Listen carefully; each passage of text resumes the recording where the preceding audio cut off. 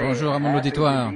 Nous sommes très heureux d'être de retour pour vous saluer de nouveau dans ce nom entièrement suffisant du Seigneur Jésus. J'espère que vous avez passé une semaine glorieuse, remplie de ses louanges et de ses bénédictions. En arrivant ce matin, j'ai rencontré un petit garçon là-bas et il m'a donné une petite plaque de l'ange gardien veillant sur deux petits-enfants.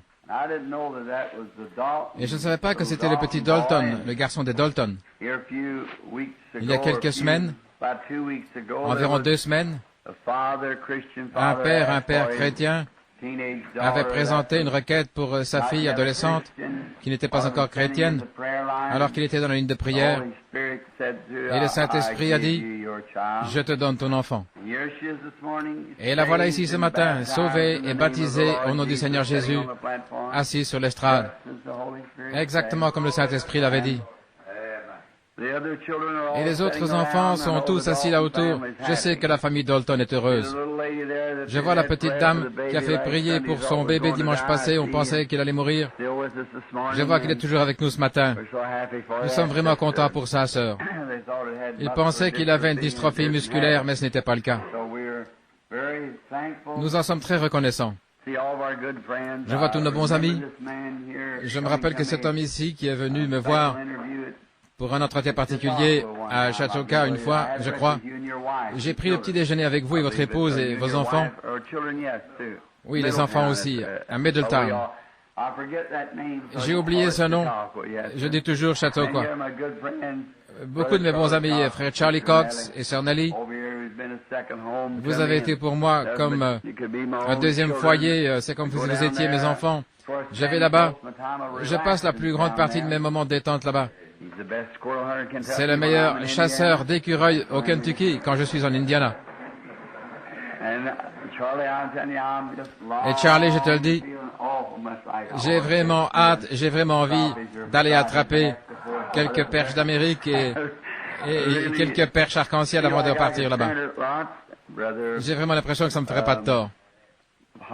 Et il y a frère Parnell de Caroline du Sud, et il y en a tellement là de différents qui sont venus de différents endroits pour nous visiter.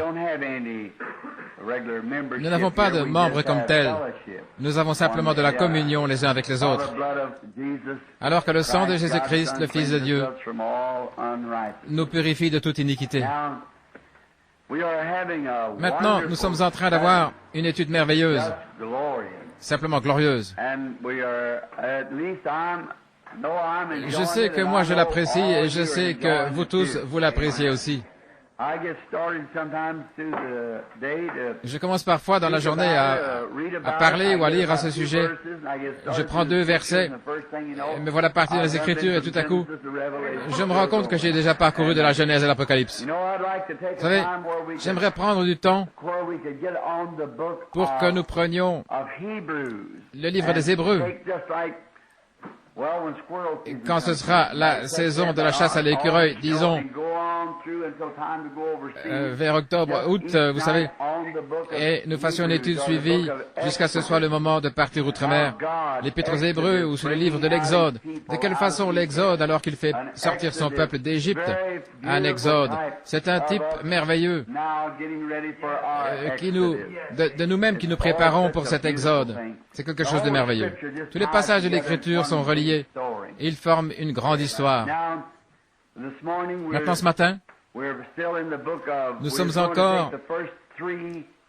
Nous voulions prendre les 3 premiers chapitres de l'Épître aux Éphésiens, la lettre de Paul aux Éphésiens, à Éphèse, alors qu'il essayait, qu'il plaçait positionnellement l'Église, et juste avant de l'aborder, pouvons-nous prendre un instant ou 2 pour la prière avant de commencer. Ô Seigneur notre Dieu, nous venons dans ta présence maintenant. Si indignes que nous soyons, nous savons pourtant qu'il y a un sacrifice de sang qui est là, attendant, qui nous purifie de toute impureté et qui nous présente devant le Père irréprochable, irrépréhensible. Et il n'y a rien que puissions faire pour mériter cela, parce que c'est Jésus qui l'a fait pour nous. Nous nous inclinons humblement devant sa présence et devant son nom. Et nous te demandons d'envoyer le Saint-Esprit au milieu de nous ce matin.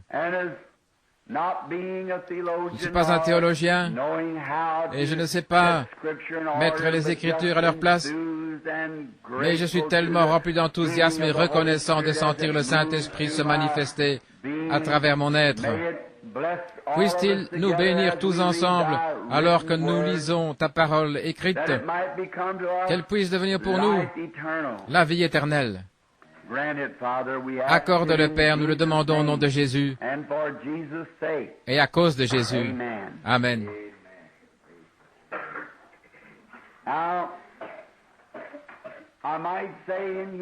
Maintenant, je pourrais commencer par dire ceci. Si jamais il m'arrivait de dire quelque chose qui soit contrariant, qui ne s'aligne pas tout à fait, qui soit peut-être absolument faux par rapport à votre enseignement, ou quelque chose avec lequel vous n'êtes pas d'accord, je mets ma confiance dans le Saint-Esprit, qu'il arrangera cela d'une manière tellement accommodante, tellement douce, qu'il n'y aura personne qui sera offensé, et que ça se passera dans l'amour et dans la communion fraternelle. C'est dans cette intention-là. Et tout ceci a commencé par la prédication du dimanche passé, je crois que c'était dimanche matin, le roi rejeté. Est-ce que quelqu'un a déjà la bande? Je pense qu'ils les ont. Vous pouvez tous vous les procurer si vous voulez. Le roi rejeté. Encore quelques jours seulement et nous commencerons à Middletown dans l'Ohio. Nous aimerions que tous ceux qui prennent leurs vacances pendant cette période s'assurent bien de venir nous retrouver là, parce que nous nous attendons à passer de glorieux moments de communion à Middletown, dans l'Ohio. Le docteur Sullivan est président du comité, et il y aura 5 soirs de réunion, et je prêcherai comme prédicateur invité au Congrès international de l'Église interdénominationnelle. Et après ça, ce sera nos propres réunions à partir de là, et jusqu'au 12. Et nous comprenons que nous pourrons peut-être continuer encore une semaine après cela. Tout dépend de la manière dont le Saint-Esprit va conduire. Nous voulons tous être conduits par l'Esprit. Exactement ce que l'Esprit nous dit de faire, alors nous voulons le faire rapidement. Et souvenons-nous, alors que nous obéissons à l'Esprit, il y a une grande leçon que nous voulons apprendre, c'est de ne jamais être pressé. Prenez votre temps, ayez foi. Si vous avez demandé quelque chose à Dieu, souvenez-vous que Dieu répond à la prière. Il le fait en son temps, de la façon la meilleure. Il fait concourir toutes choses pour notre bien. Et si ce n'est pas le cas, alors que faisons-nous ici ce matin? Alors, pourquoi nous proclamons être chrétiens?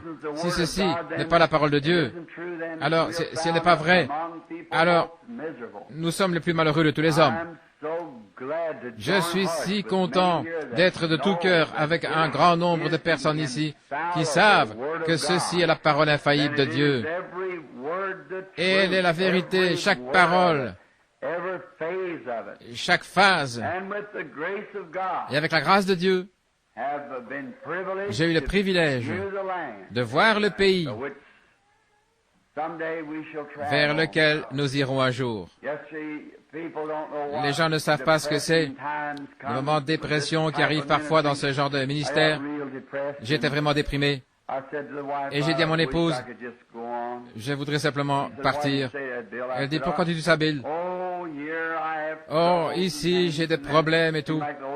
Alors, c'est comme si le Saint-Esprit me disait, est-ce que tu cherches à contourner tes problèmes? Est-ce que tu cherches à les fuir? Voyez-vous? Non, j'ai dit que je me tienne debout face à tout ça, que j'affronte la chose. Tu vois? C'est tellement mieux.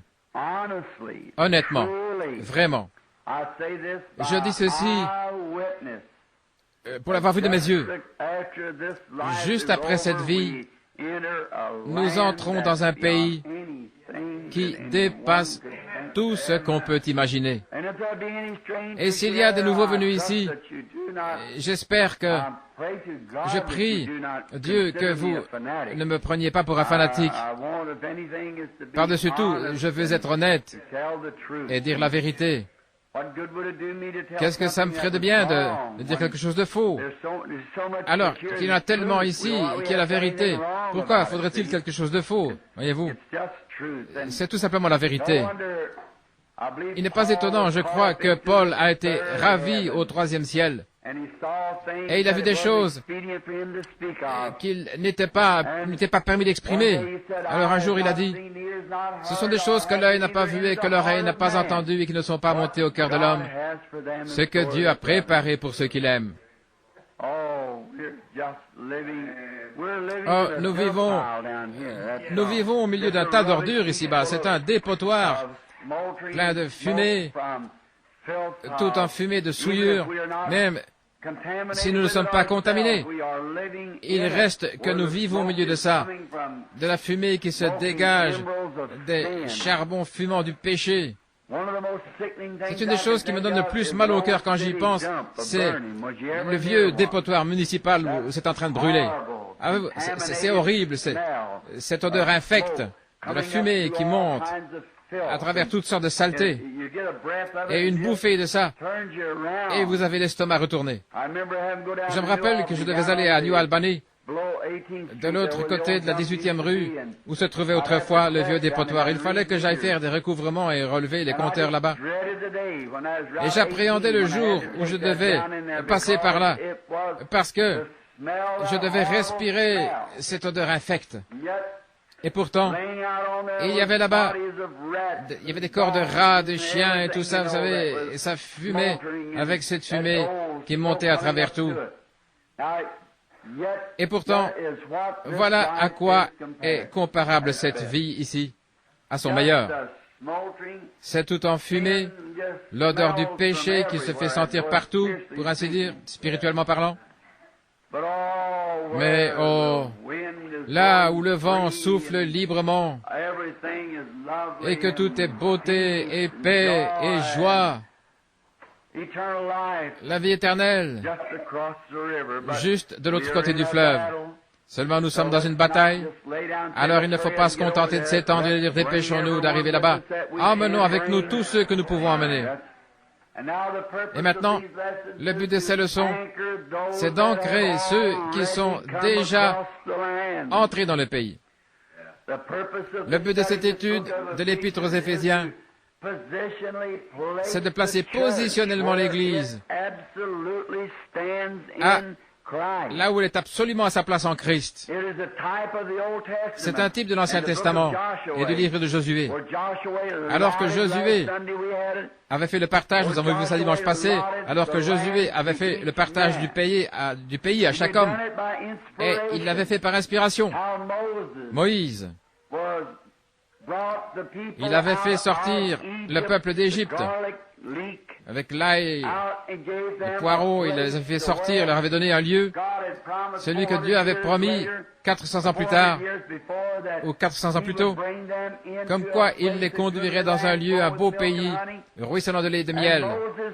Et Moïse a conduit les enfants d'Israël jusqu'au pays, mais il ne les a pas fait traverser. Et Jésus, au peuple spirituel, le Saint-Esprit nous avait été promis dès le commencement. Jésus nous a conduits jusqu'à la promesse. Mais le Saint-Esprit est venu comme Josué pour prendre la relève et conduire et diriger et prendre possession du pays ou prendre possession de l'Église. Nous voyons basiquement, maintenant ici, il se pourrait peut-être que des gens se trouvent que je suis blessant et que je veux manquer d'égard envers les frères. Ce n'est pas ça. Dieu est mon juge, ce n'est pas ça, voyez-vous. Je veux simplement attirer votre attention sur quelque chose qui est la vérité. Nous avons choisi des hommes comme conducteurs au lieu de la conduite du Saint-Esprit. Nous avons voulu que ce soit l'homme qui nous donne notre part et qui nous conduisent. Que des dénominations, comme les méthodistes, les baptistes, les presbytériens, les luthériens, l'Église de Christ, les pentecôtistes et différentes dénominations, que ce soit une organisation qui serve d'exemple. Et nous suivons ça. Nulle part dans la Bible nous est-il dit de faire une chose semblable. Il n'y a pas un seul passage des Écritures dans toute la Bible de Dieu où il n'ait jamais organisé l'Église, ni parlé d'une organisation. Pas un seul endroit dans la Bible.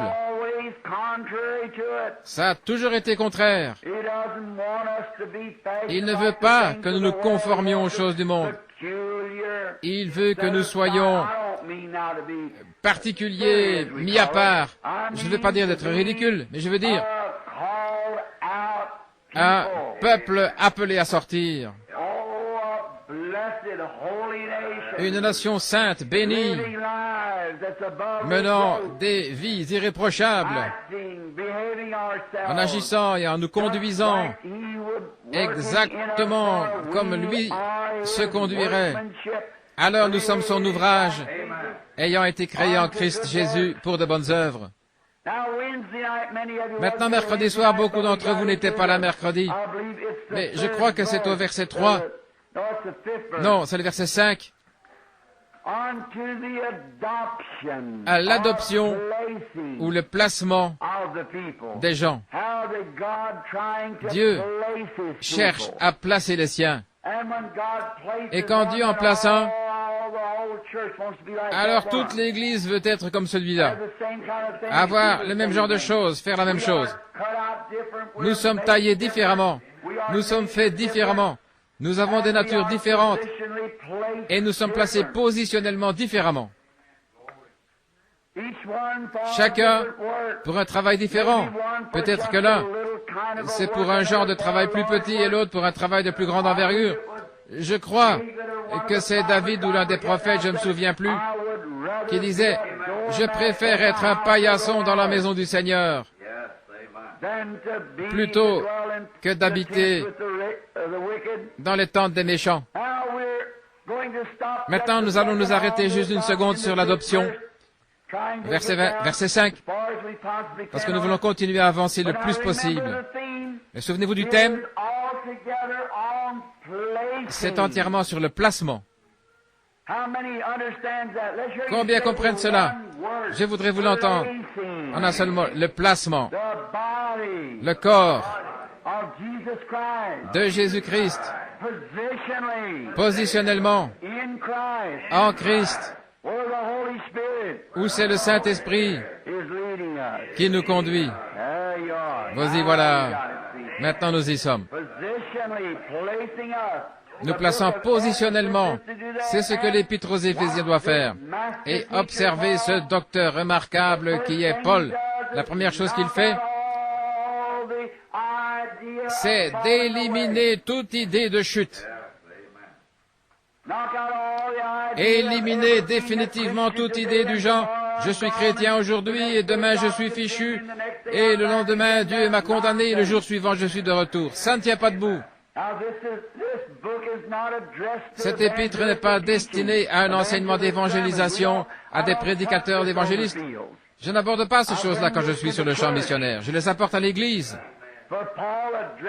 Paul l'a adressé aux saints, ceux qui sont appelés, préservés, et qui sont remplis et mis à part, et dans le Saint-Esprit, déjà dans le pays de Canaan.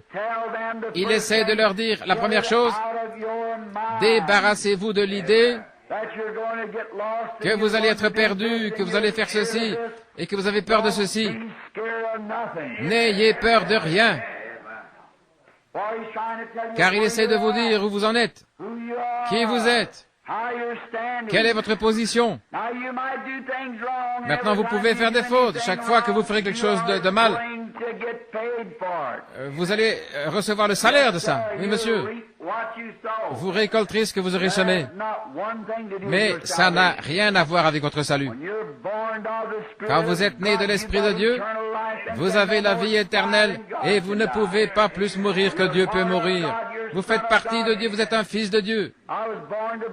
Je suis né un Branham. Vous aurez beau me donner un autre nom, ça n'empêchera pas le moi du monde que je sois toujours un Branham. Je suis né un Branham, je serai toujours un Branham. Il se peut qu'un jour je sois tellement défiguré et tout déformé par l'arthrite que j'ai un accident d'automobile qui me mette en pièces, si bien que je ressemble à un animal, mais je serai quand même un Branham. Pourquoi? Il y a du sang de Branham à l'intérieur. Voilà ce que vous êtes. Et tant que Dieu a fait de vous, maintenant souvenez-vous, je ne parle pas à ceux qui sont en dehors de Christ, je parle de ceux qui sont en Christ. Comment entre-t-on en Christ? Par un seul esprit, E majuscule S-P-R-I-T, ce qui veut dire, par un seul Saint-Esprit, nous sommes tous baptisés dans un seul corps. Comment y entrons-nous? Par le baptême d'eau? Je suis en désaccord avec vous, les baptistes et l'Église de Christ. Ce n'est pas par le baptême d'eau. Ah, nullement, en aucune manière. Dans Corinthiens 12, c'est par un seul esprit, le Saint-Esprit, qui nous fait entrer dans ce corps. Et nous sommes autant en sécurité que ce corps-là est en sécurité. Dieu l'a promis. Comment Dieu pourrait-il le juger de nouveau alors qu'il est allé au calvaire? Il est allé à Golgotha, il a été battu, meurtri, il ne pouvait pas guérir, il ne pouvait même pas prononcer un mot presque. Pourquoi? Il portait les péchés du monde sur lui. Non pas parce qu'il était un pécheur, mais il a été fait péché pour moi et pour vous. Tous les péchés du monde, à partir d'Adam jusqu'à sa venue, reposaient sur son épaule. Et ce n'est pas son fils que Dieu punissait, il punissait le péché. Voyez-vous comment c'est horrible? Il était en train de faire l'expiation. Il était en train de pouvoir à une issue d'échappatoire pour tous ceux dont Dieu savait par préscience qu'ils allaient venir. Nous allons en parler dans quelques minutes. Maintenant, par un seul esprit, nous sommes baptisés pour former ce corps, un seul corps qui est Christ, et alors nous sommes en sécurité pour toujours. Voilà ce qui semble faire un effet bizarre, surtout aux croyants arméniens qui croient qu'ils doivent faire quelque chose pour mériter quelque chose de méritoire. Comment est-ce que ça peut être par deux choses à la fois? C'est soit par la grâce, soit par les œuvres. C'est l'un ou l'autre. Ça ne peut pas être par la même chose, par deux choses différentes, mais par une seule chose. Je n'arrive tout simplement à voir rien d'autre que la grâce de Dieu. Voilà comment je suis fait. J'ai toujours cru dans la grâce. Pour moi, tout est grâce d'un bout à l'autre. Même dans ma vie, quand j'étais un garçon, je ne voyais rien d'autre que la grâce, la grâce. Il disait, gratte-moi le dos et je te gratterai le dos. Eh bien, c'est une expression terrible. Mais moi, que vous me grattiez le dos ou pas, ça m'est égal. Si vous en avez besoin, eh bien, je vous gratterai le dos de toute façon. C'est la grâce, voyez-vous. La grâce qui agit par l'amour.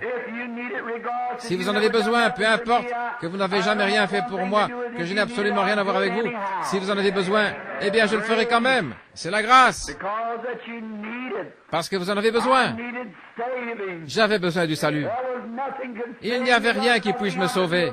Il n'y avait rien que je puisse changer à mon sort. Je ne pouvais pas me sauver du tout. Mais j'avais besoin du salut parce que je croyais qu'il y avait un Dieu. Et Dieu a envoyé son Fils dans une chair semblable à celle du péché pour qu'il souffre à ma place. Et j'ai été sauvé par grâce, par elle seule. C'est par elle seule que j'ai été sauvé. Il n'y a absolument rien que j'aurais pu faire pour me sauver. Et ceux qu'il a connus d'avance, avant la fondation du monde, nous en avons parlé mercredi. Nous nous sommes représentés Dieu, El Elah Elohim. Nous avons montré qu'il existait par lui-même, mais en lui, il y avait la paternité, en lui, il y avait différentes qualités, telles que d'être un sauveur, d'être un guérisseur. Tout était en Dieu et Dieu existait par lui-même. Mais étant donné qu'il était un sauveur, qu'il était un père, il n'y avait aucun ange avec lui, rien. Il n'y avait que lui. Il existait par lui-même. Rien d'autre n'existait que Dieu. Seulement, étant donné qu'il était Dieu, alors il fallait qu'il y ait quelque chose pour l'adorer, parce qu'il aimait l'adoration. Et c'est par son propre être qu'il a créé des créatures pour qu'elles l'adorent. Maintenant, temporairement, je vais le redire, nous n'allons pas tout revoir, mais vous l'aurez sur la bande. Mais parce qu'il était Dieu, il a fait les anges et les anges l'adoraient. Et les anges l'adorent encore. Mais les anges qui sont dans la présence de Dieu ont 6 paires d'ailes, 6 ailes. Ils en ont 2 dont ils se couvrent la face, 2 sur les pieds et 2 dont ils se servent pour voler. Et jour et nuit, ils crient « Saint, Saint, Saint, Dieu Tout-Puissant ». C'est ce que disent les Écritures. Ils l'adoraient. Quelque chose avait été créé pour l'adorer. Ensuite, à l'intérieur de lui, il y avait l'attribut d'être un sauveur. Comment une de ces créatures-là, alors qu'il n'y avait aucun péché, aucune idée de péché, comment l'une d'elles aurait pu être perdue? Ça ne pouvait pas être. Alors quelque chose qui pourrait être perdu devait être créé pour qu'il puisse être un sauveur. En lui, il y avait un guérisseur. Croyez-vous qu'il est un sauveur? Croyez-vous qu'il est un guérisseur? Mais alors, qu'en serait-il s'il n'avait rien à sauver, ni rien à guérir? Voyez-vous? Il fallait que quelque chose soit créé comme ça. Maintenant, il ne l'a pas créé comme ça. Seulement, il a donné à l'homme le libre arbitre. Si tu choisis ceci, tu vivras. Si tu choisis cela, tu mourras. Et chaque homme qui vient au monde est placé devant le même choix encore aujourd'hui. Dieu, par sa préscience, savait qui accepterait et qui n'accepterait pas. La question m'a été posée hier par un théologien qui assistait aux réunions ou écoutait la bande. Il disait une question. Il disait, si Dieu est omniprésent, alors il disait, il pourrait être partout. J'ai dit, il n'est pas omniprésent au sens propre du mot omniprésent. Il ne peut pas être un être tout en étant omniprésent. S'il est omniprésent, pourquoi prierait-on pour recevoir le Saint-Esprit? S'il est omniprésent, il remplit chaque fente, chaque coin, chaque crevasse, chaque cellule, fibre et tout le reste. J'ai dit, pourquoi a-t-il cherché Moïse à la fin s'il est omniprésent? Pourquoi a-t-il parcouru le jardin d'Éden dans tous les sens en criant « Adam, Adam, où es-tu » s'il est omniprésent? Il est omniprésent parce qu'il est omniscient. Il connaît toutes choses. Parce qu'il est infini. Étant infini, cela fait qu'il est omniprésent, et comme il est omniprésent, comme il est infini, alors il est dans les cieux, il habite dans un lieu, puisqu'il est un être. Mais comme il est infini, alors il connaît toutes choses. Chaque fois qu'un moucheron clignerait des yeux, il le sait, il connaît chaque bourdon, où il va dans le rayon pour chercher son miel, il connaît chaque moineau qui est perché dans l'arbre, il connaît chaque pensée qu'il y a dans votre esprit, parce qu'il est infini et qu'il est omniscient. C'est-à-dire qu'il est non seulement infini, mais il est omniscient, il connaît toutes choses. Seulement il est un être, Dieu est un être. Et c'est de cet être que ces choses se sont mises à émaner. Et le péché, comme je le disais l'autre soir, le péché n'est pas une création. Rien n'a été créé d'autre si ce n'est la perfection. Toutes les choses que Dieu a créées étaient bonnes. Le péché n'est pas une création. Il disait bien, voilà une création même du péché. Vous avez déjà entendu ça, mais c'est une erreur. Il n'y a qu'un seul créateur, c'est Dieu. Dieu ne pouvait pas créer le péché parce qu'il est saint, et il n'y a rien en lui qui puisse créer ça. Le péché est une perversion, non pas une création, mais une perversion. Un adultère, c'est l'acte juste perverti.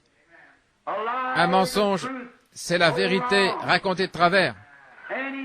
Tout péché, n'importe quel péché, c'est la justice pervertie. Voilà maintenant Dieu. Il s'est manifesté comme Dieu, c'est fait. Il s'est manifesté comme sauveur. Les hommes étaient perdus et il les a sauvés. Il s'est manifesté déjà comme guérisseur. Ce que les gens peuvent dire, ça ne change rien, il l'est quand même, de toute manière.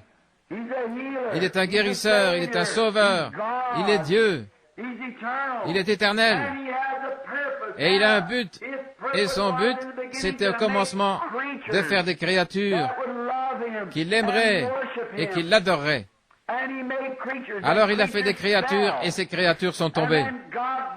Et là, Dieu, comme il est infini, il a parcouru tout le cours du temps et il a vu tous les hommes qui seraient sauvés. Tous les hommes. Il le savait par préscience. Par conséquent, s'il savait par préscience qui serait sauvé et qui ne serait pas sauvé, il pouvait prédestiner. Alors, le mot n'est pas si terrible après tout, n'est-ce pas? Il pouvait prédestiner, puisqu'il savait qui serait sauvé et qui ne le serait pas. Par conséquent, pour s'approprier ceux qui allaient être sauvés, il devait faire une offrande propitiatoire pour leurs péchés.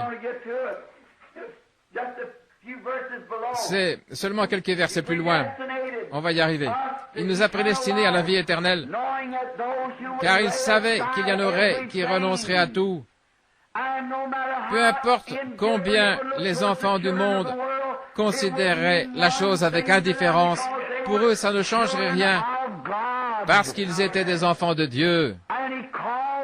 Et il les a appelés, et il a envoyé Jésus,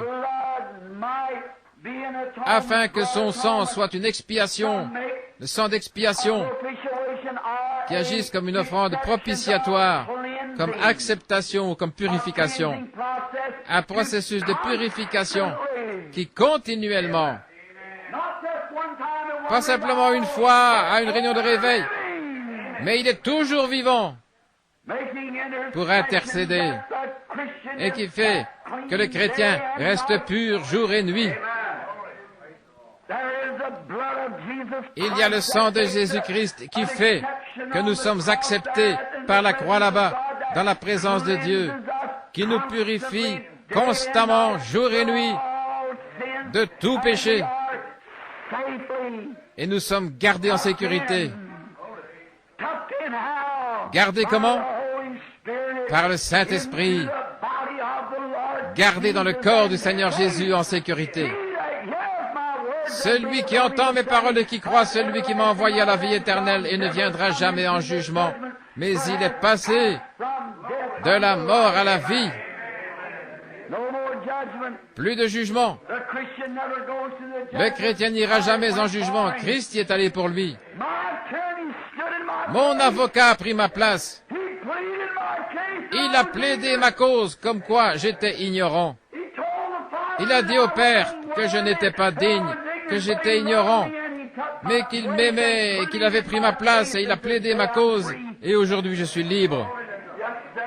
Oui, monsieur. Et il a versé son sang là-bas comme offrande pour notre péché. Vous vous souvenez mercredi? Les chrétiens pêchent, mais un pécheur ne peut pas pécher. Un pécheur ne pêche pas parce qu'il est un pécheur. Il est simplement un pécheur dès le départ, un point c'est tout. Tenez par exemple le dos de ce livre. Il est noir. Dans quelle proportion est-il noir? Il est tout noir. Il n'y a aucune partie blanche dessus, il est tout noir. Vous dites, cette partie-ci, non, pas du tout, il est tout noir.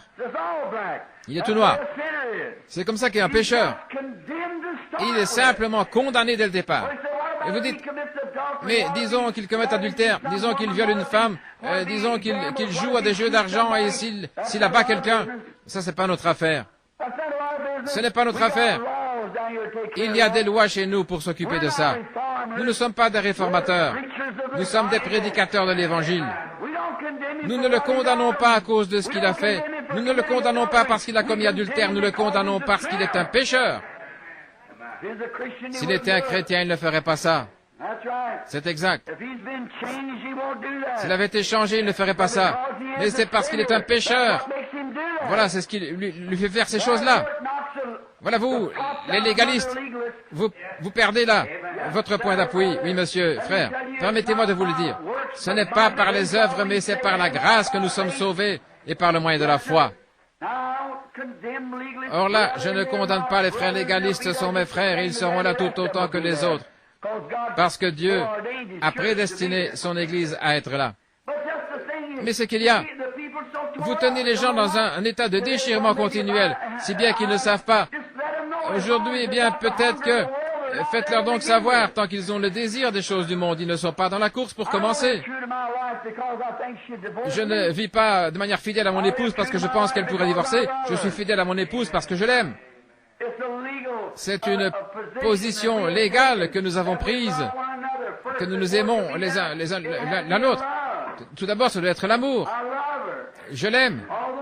Bien que je crois qu'elle me pardonnerait si je faisais quelque chose de mal, il reste que je ne le ferai quand même pas. Je l'aime. C'est la même chose pour Christ. Si je vivais, j'ai 50 ans, si je vivais jusqu'à 90 ou 100 ans, et qu'il me restait encore 50 ans comme prédicateur, et que je ne prêche plus une seule fois, et que j'aille m'asseoir au bord de la rivière, je serais sauvé quand même. Dieu m'a sauvé par sa grâce. Je n'ai aucun mérite, il n'y a rien que je puisse faire, que j'ai pu faire ou rien. Je prêche parce que je l'aime et que j'aime son peuple. Et c'est ce qui me fait savoir que je suis passé de la mort à la vie, parce que je les aime et que je vais à leur recherche, peu importe dans quel état ils sont, je vais à leur recherche de toute manière. Allez les chercher de toute manière, ramenez-les. Que des prédicateurs ne soient pas d'accord, que les autres ne soient pas d'accord, les dénominations, ça ne m'arrêtera pas. Il y a quelque chose, ça ne l'a pas arrêté lui. Il est arrivé même au milieu de l'incrédulité, ça ne l'a pas arrêté, il a continué quand même. C'est ce que nous faisons, nous allons les chercher, nous les rattrapons de toute manière, peu importe. Tendez la main, saisissez-les, agrippez-vous à eux de toutes vos forces. Vous ne savez pas qui ils sont, sauvez-les. C'est à cause de l'amour que vous le faites. Non pas parce que je suis obligé de le faire, mais parce que j'aime. Parce que vous aimez. Vous dites, il faudrait que j'aille redresser la situation avec cette femme.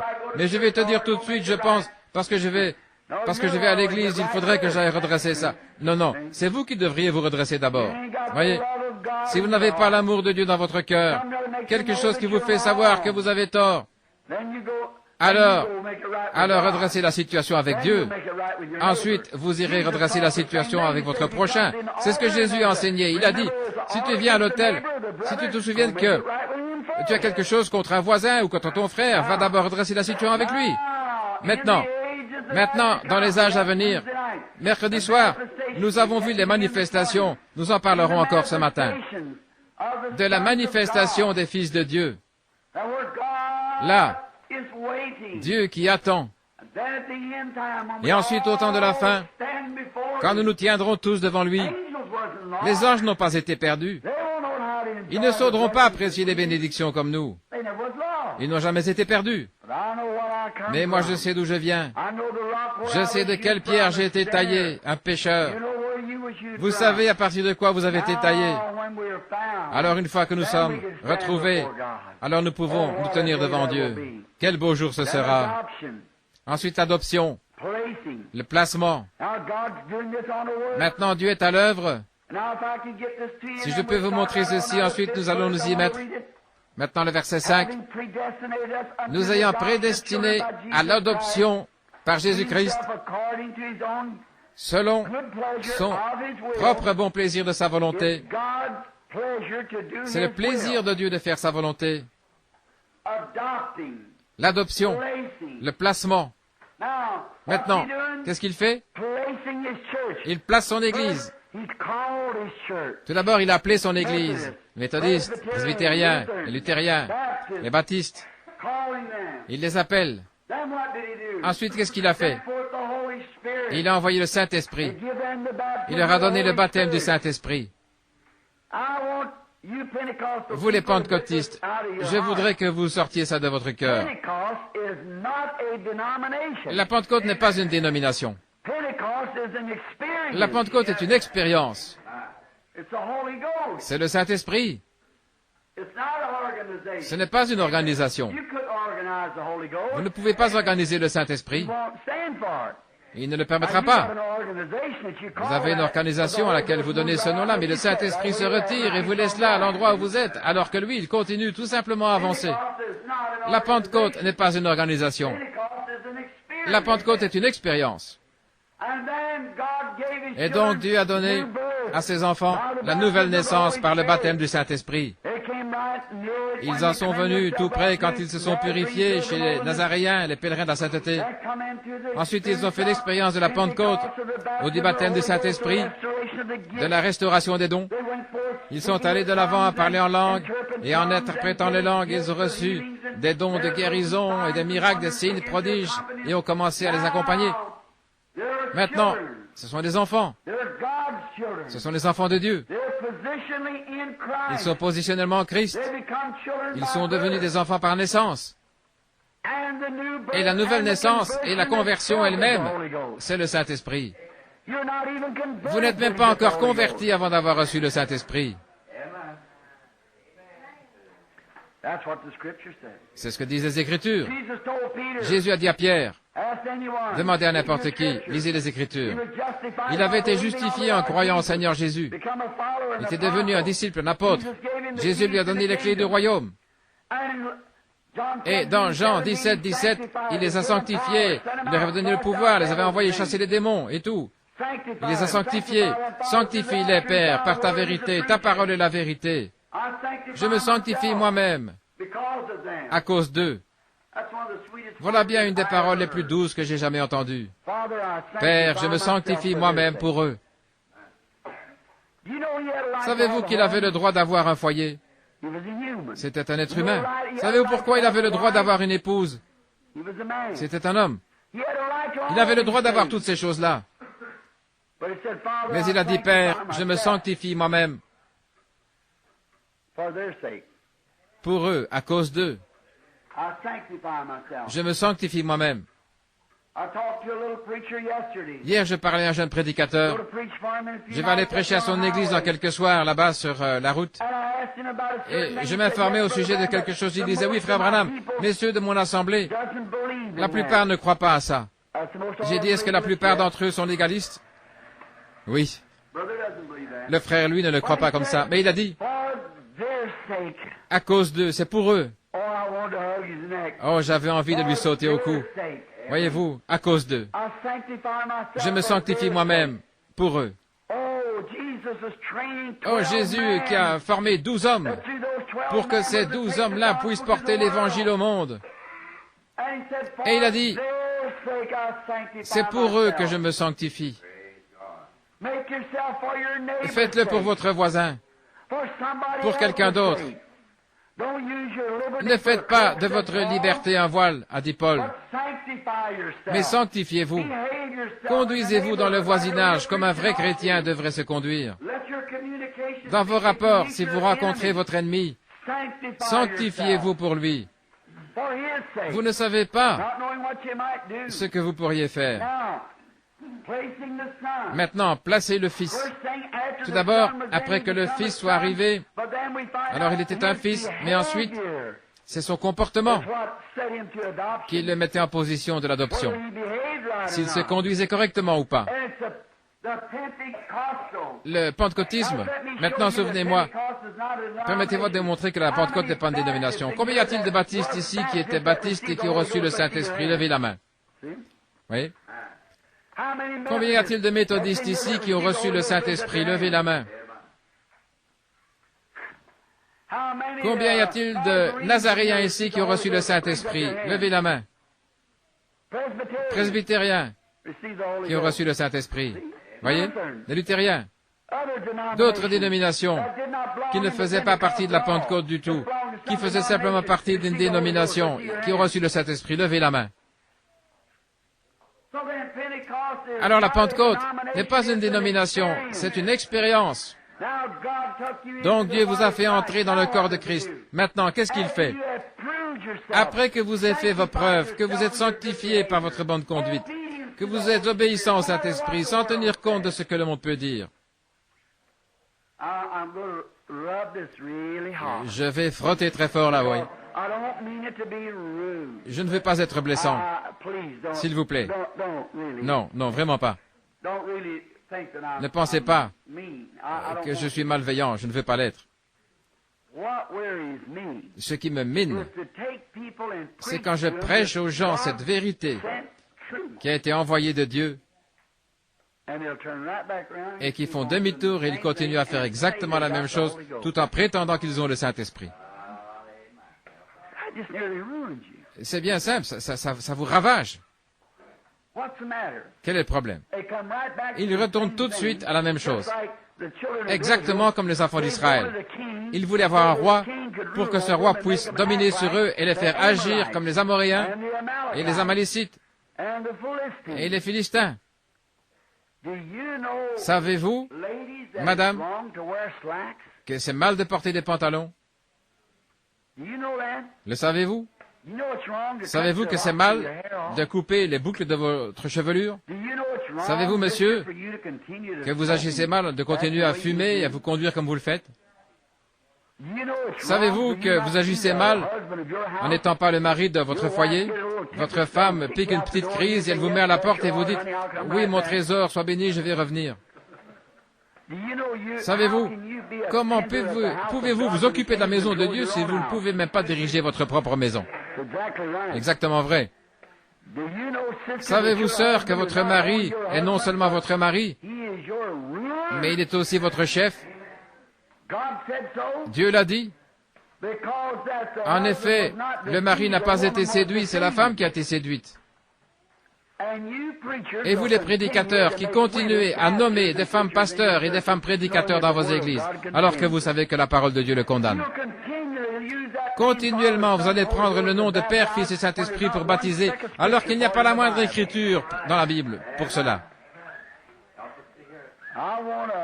Je voudrais qu'un archevêque ou quelqu'un d'autre me montre un endroit où quelqu'un dans la Bible a déjà été baptisé au nom de Père, Fils et Saint-Esprit. Je voudrais que quelqu'un me montre où quelqu'un a déjà été baptisé autrement que dans le nom de Jésus. Celui de Jean n'était pas. Ils étaient baptisés, ils se faisaient baptiser en croyant qu'il allait venir, seulement ils ne savaient pas qui il était. Mais dès qu'ils ont vu, qu'ils ont reconnu, alors ils se sont fait rebaptiser au nom de Jésus-Christ.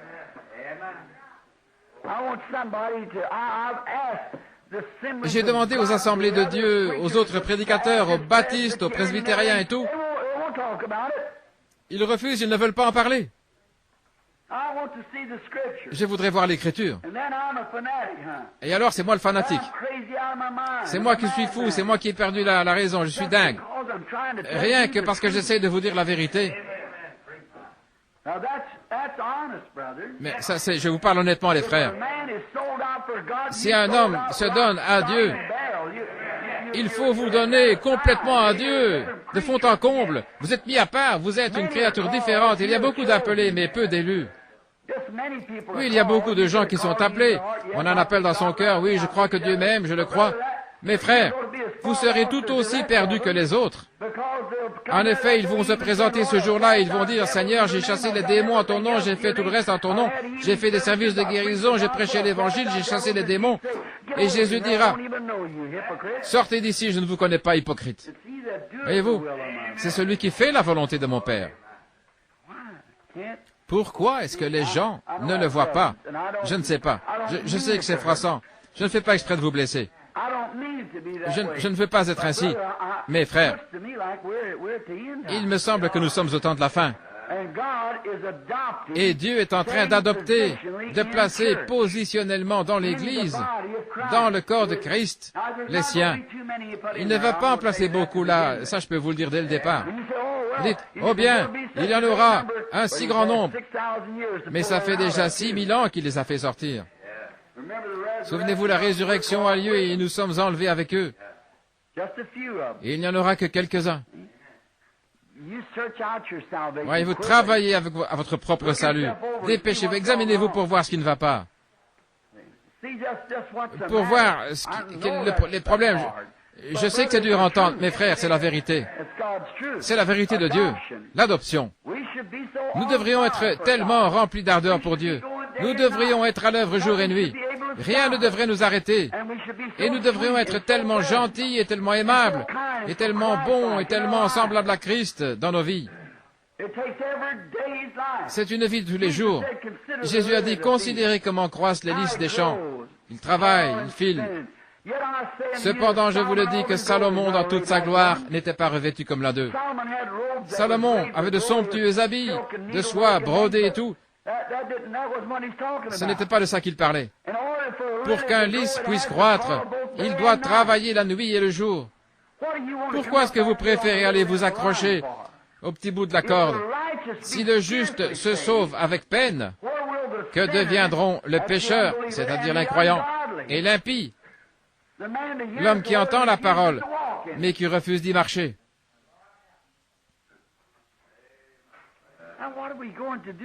Qu'allons-nous faire? Ceci est notre Église. Il y a peut-être 4 ou 5 nouveaux venus parmi nous. Mais ceci, c'est l'Église. Je suis en train de vous donner un enseignement. C'est enregistré. Et je veux que les gens qui écouteront les bandes se rappellent que ceci, c'est pour mon Église. Quand je suis dehors parmi les gens là-bas, j'essaie d'être assez gentleman pour leur parler, de suivre un petit peu, les dorloter un peu dans leurs idées, de les écrémer. Mais quand il s'agit de vraiment déclarer la vérité, déclarons-la. L'adoption, le placement positionnel, où sont-ils? Montrez-moi où ils en sont. Dieu, qui appelle ses enfants, les met à part. Par la manifestation, ils n'ont pas besoin d'en dire un mot. Vous voyez qu'il s'est passé quelque chose. Il place son fils positionnellement dans sa position. Il lui donne sa place, exactement les mêmes choses. Il a autant d'autorité, sa parole a autant de poids que celle d'un archange. Et même plus. Le fils était adopté, placé à un endroit élevé, on le conduisait là-bas. On lui mettait un vêtement nouveau, une nouvelle couleur. Le père célébrait par une cérémonie. Il disait, voici mon fils, dorénavant, c'est lui qui gouverne. C'est lui qui dirige.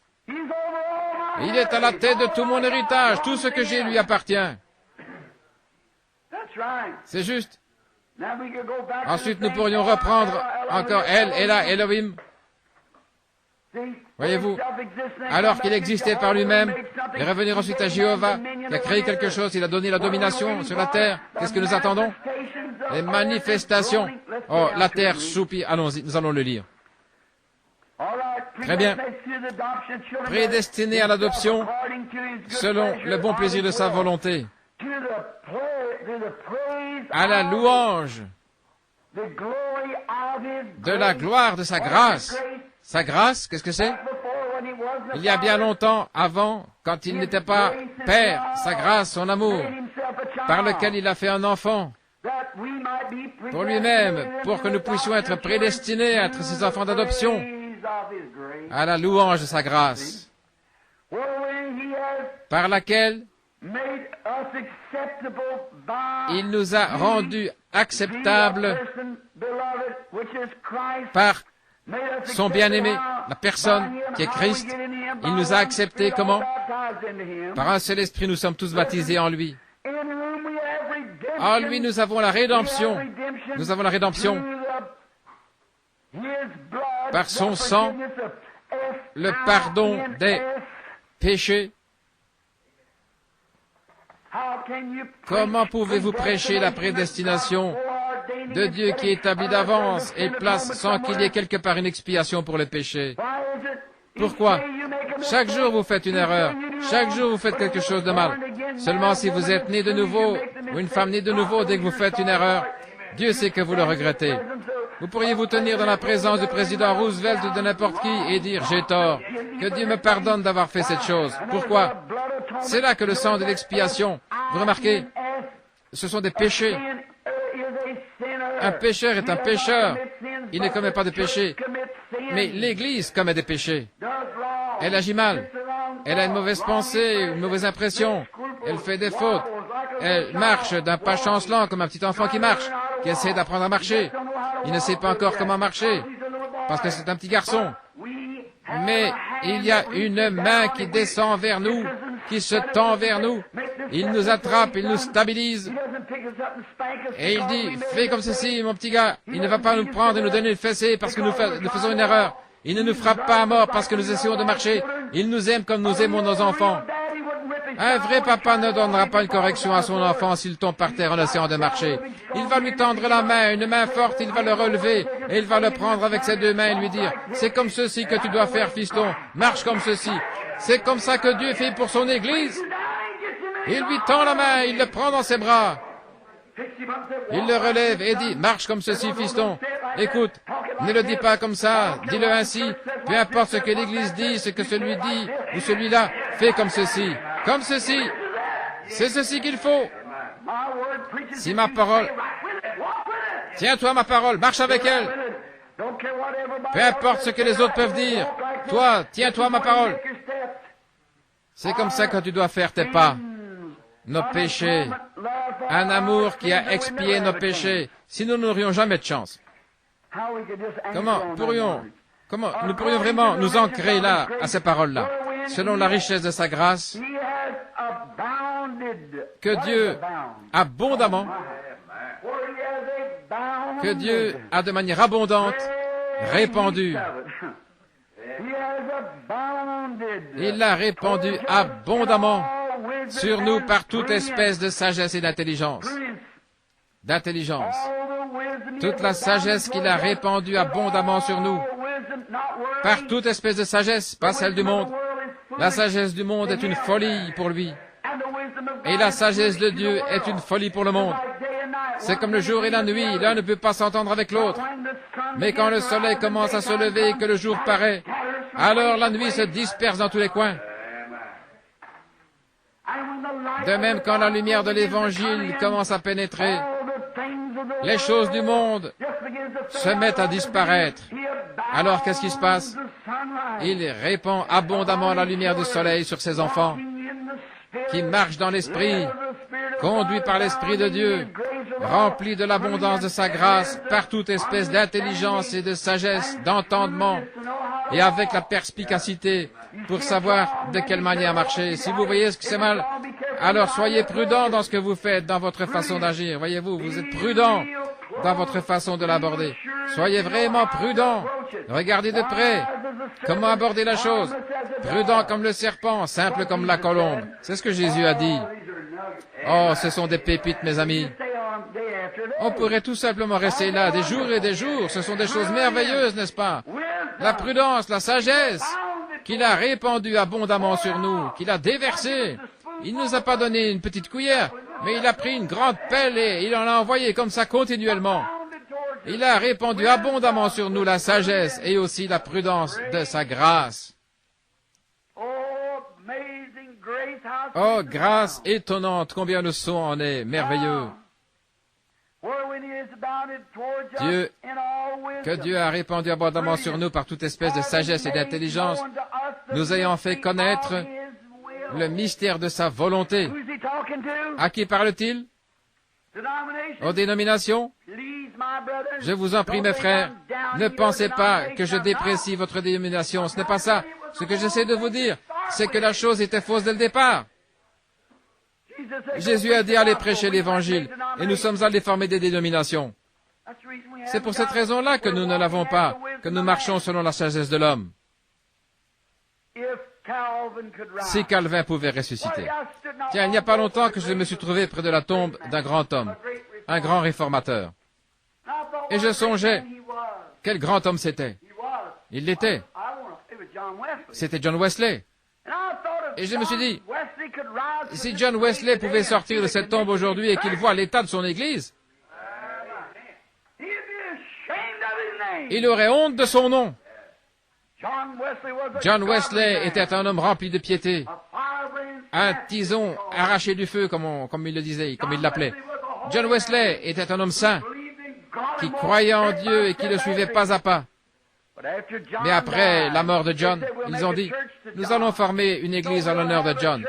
Nous allons former une église méthodiste, à cause de sa méthode, de la sanctification, comme seconde œuvre de la grâce. Alors ils ont formé une église, et aujourd'hui, ces hommes d'église-là renient tout ce que John Wesley représentait. John Wesley prêchait la guérison divine. John Wesley croyait au baptême du Saint-Esprit. John Wesley croyait à la restitution complète des dons. John Wesley, Martin Luther et beaucoup de ces grands hommes parlaient en langue et interprétaient. Et aujourd'hui, si vous parlez en langue dans une église méthodiste ou dans une église luthérienne, on vous met à la porte. Qu'est-ce qui se passe? En plein au temps où nous devrions placer des fils. Qu'est-ce qui se passe? Ils ont adopté autre chose parce qu'ils ne connaissent pas le mystère de Dieu. Et ils ne le connaîtront jamais par le moyen d'un séminaire. Laissez-moi vous lire quelque chose. Vous êtes d'accord? Très bien. J'ai écrit quelque chose ici. Voyons comment Paul, il s'agit ici de celui qui a enseigné ce message. Prenons Acte 9, 5 un instant. Cependant, Saul respirant encore la menace, ce petit juif méchant et colérique au nez crochu, les meurtres contre les disciples du Seigneur, se rendit chez le souverain sacrificateur. Et il lui demanda des lettres pour la synagogue de Damas, afin que, s'il trouvait, je vais aller à leur recherche. Si seulement je peux les trouver, oh là là, qu'est-ce que je vais leur faire? Si seulement je peux les trouver. Mais il était prédestiné. Qu'est-ce qui vous dit que le vendeur d'alcool là-bas n'est pas prédestiné à la vie? Qu'est-ce qui vous dit que la prostituée là-bas, à qui vous ne voulez même pas parler, qu'est-ce qui vous dit qu'une petite poignée de main et une invitation à venir à l'église ne ferait pas d'elle une sainte de Dieu, là-bas dans la gloire? Qu'est-ce qui vous dit qu'elle n'en est pas une? C'est ce que nous ne savons pas. Mais c'est notre devoir. Comme le pêcheur qui a jeté son filet dans la mer et qui en a retiré. Il a ramené des grenouilles, des poissons, des lézards, des araignées et tout le reste. Il y avait aussi des poissons. Il ne savait pas. Et tout ce qu'il a fait, c'est jeter le filet. C'est ce que nous faisons. Observez, Paul. Demandant des lettres pour les synagogues de Damas, afin que s'il trouvait des partisans de la nouvelle doctrine d'hommes ou femmes, qu'il puisse les lier et les amener à Jérusalem. Frère, il était vraiment impitoyable. Comme il était en chemin, il s'approcha de Damas, et tout à coup, un prêtre est arrivé sur la route, le docteur F.F. Jones, et il lui a dit, il te faut une expérience de séminaire. Maintenant, mon garçon, après ça, je pense que Dieu pourrait t'utiliser. Ça serait terrible de voir un verset comme ça, n'est-ce pas? Mais ça tient autant debout, je ne dis pas ça pour plaisanter, ça tient autant debout que ce que nous en faisons aujourd'hui. Tu sais, ta mère était une brave femme, je crois que tu ferais un bon prédicateur. Regardez ce qui est arrivé. Et comme il était en chemin et qu'il s'approchait de Damas, tout à coup, une lumière. C'est surnaturel dès le départ. Une lumière venant du ciel resplendit autour de lui. Il tomba par terre, il entendit une voix qui disait, « Saul, Saul, pourquoi me persécutes-tu » Il a dit, « Qui es-tu, Seigneur » Et le Seigneur lui dit, « Je suis Jésus que tu persécutes. Il te serait dur de regimber contre les aiguillons. » Il était tremblant, il saisit d'effroi et il lui dit, « Seigneur, que veux-tu que je fasse » Et le Seigneur lui dit, « Lève-toi. Entre dans la ville, on te dira ce que tu vas faire. » Et les hommes qui l'accompagnaient continuèrent la route avec lui et ils trouvèrent un homme, Ananias là-bas, qui avait une vision. C'est surnaturel d'un bout à l'autre. Et ce vieux Saul, cette espèce de méchant personnage, Ananias là, avait une vision. Il avait dans sa maison. Il avait vu ça dans sa maison, c'était un prophète. Il était dans sa maison, il priait. Et il a vu un homme qui vient là-bas sur la route, il est aveugle comme une taupe et il s'appelle Saul, Saul de Tarse. Il a dit, Seigneur, j'ai entendu dire beaucoup de choses, ne m'envoie pas, je suis un petit homme, ne m'envoie pas après lui. Il a dit, mais voici, en chemin, je lui ai montré une vision. Je lui suis apparu dans la colonne de feu, je l'ai rendu aveugle. Mais alors complètement, il m'a fallu le rendre aveugle et le démolir avant que j'arrive à faire quelque chose de lui. Tu vois, il m'a fallu le débarrasser de toute sa théologien. Il était un grand homme dans une des églises là-bas, il avait toutes sortes de diplômes. Il n'avait aucun besoin de parfaire son éducation à quoi que ce soit. Mais il a dit, ce qu'il m'a fallu faire, c'est de sortir tout ça de lui. C'est ce qu'il fallait. Il ne s'agissait pas de lui donner plus de la chose, mais de la faire sortir de lui. Je trouve que c'est là le problème. Aujourd'hui, pour beaucoup de membres du clergé, il faut sortir ça de vous. Pour que Dieu puisse mettre le Saint-Esprit à l'intérieur. Il a dit, mais cet homme-là, il est terrible. Mais voici maintenant, il prie. Tu vas aller dans une telle rue, tu vas arriver à une fontaine et passer la fontaine, il y aura à gauche, tu vas continuer. Il y aura une maison blanche, va, frappe à la porte, il y aura un homme étendu là.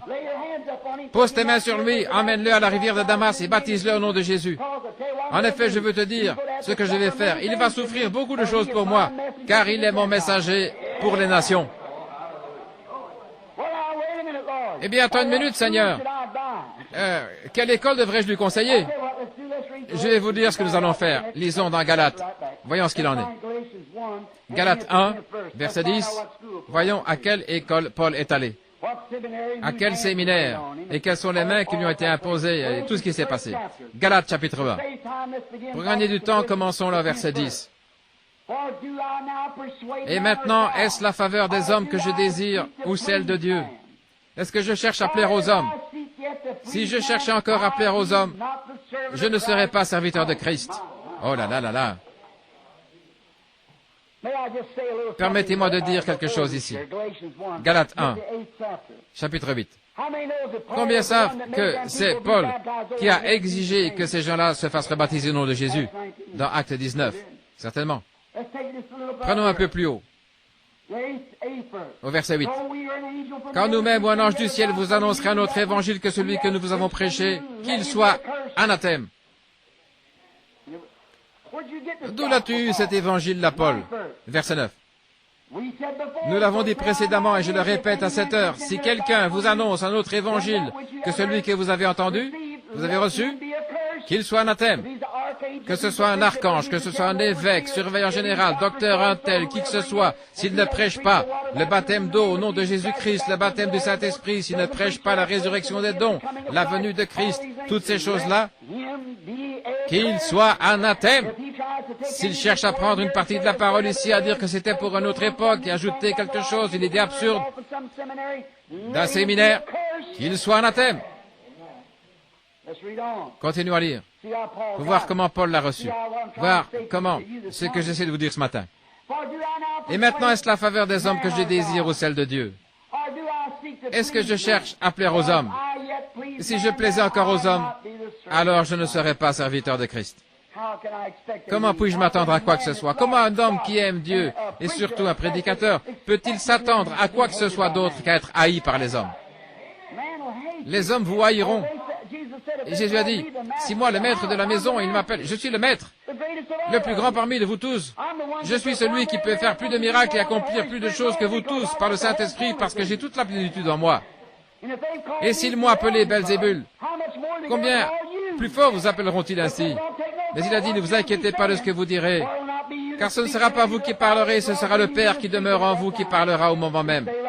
Tenez-vous-en à la parole.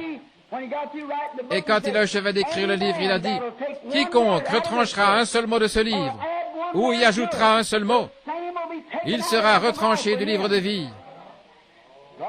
Que Dieu nous aide à nous y tenir. Maintenant, verset suivant. Laissez-moi lire rapidement. Je vous déclare, c'est-à-dire je vous retrouverai au jugement avec ceci.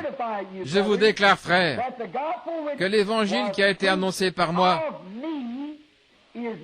n'est pas de l'homme. Je ne suis ni méthodiste, baptiste, presbytérien, pentecôtiste, ce n'était pas de l'homme. Car je ne l'ai ni reçu ni appris d'un homme. Ça ne m'a pas été enseigné.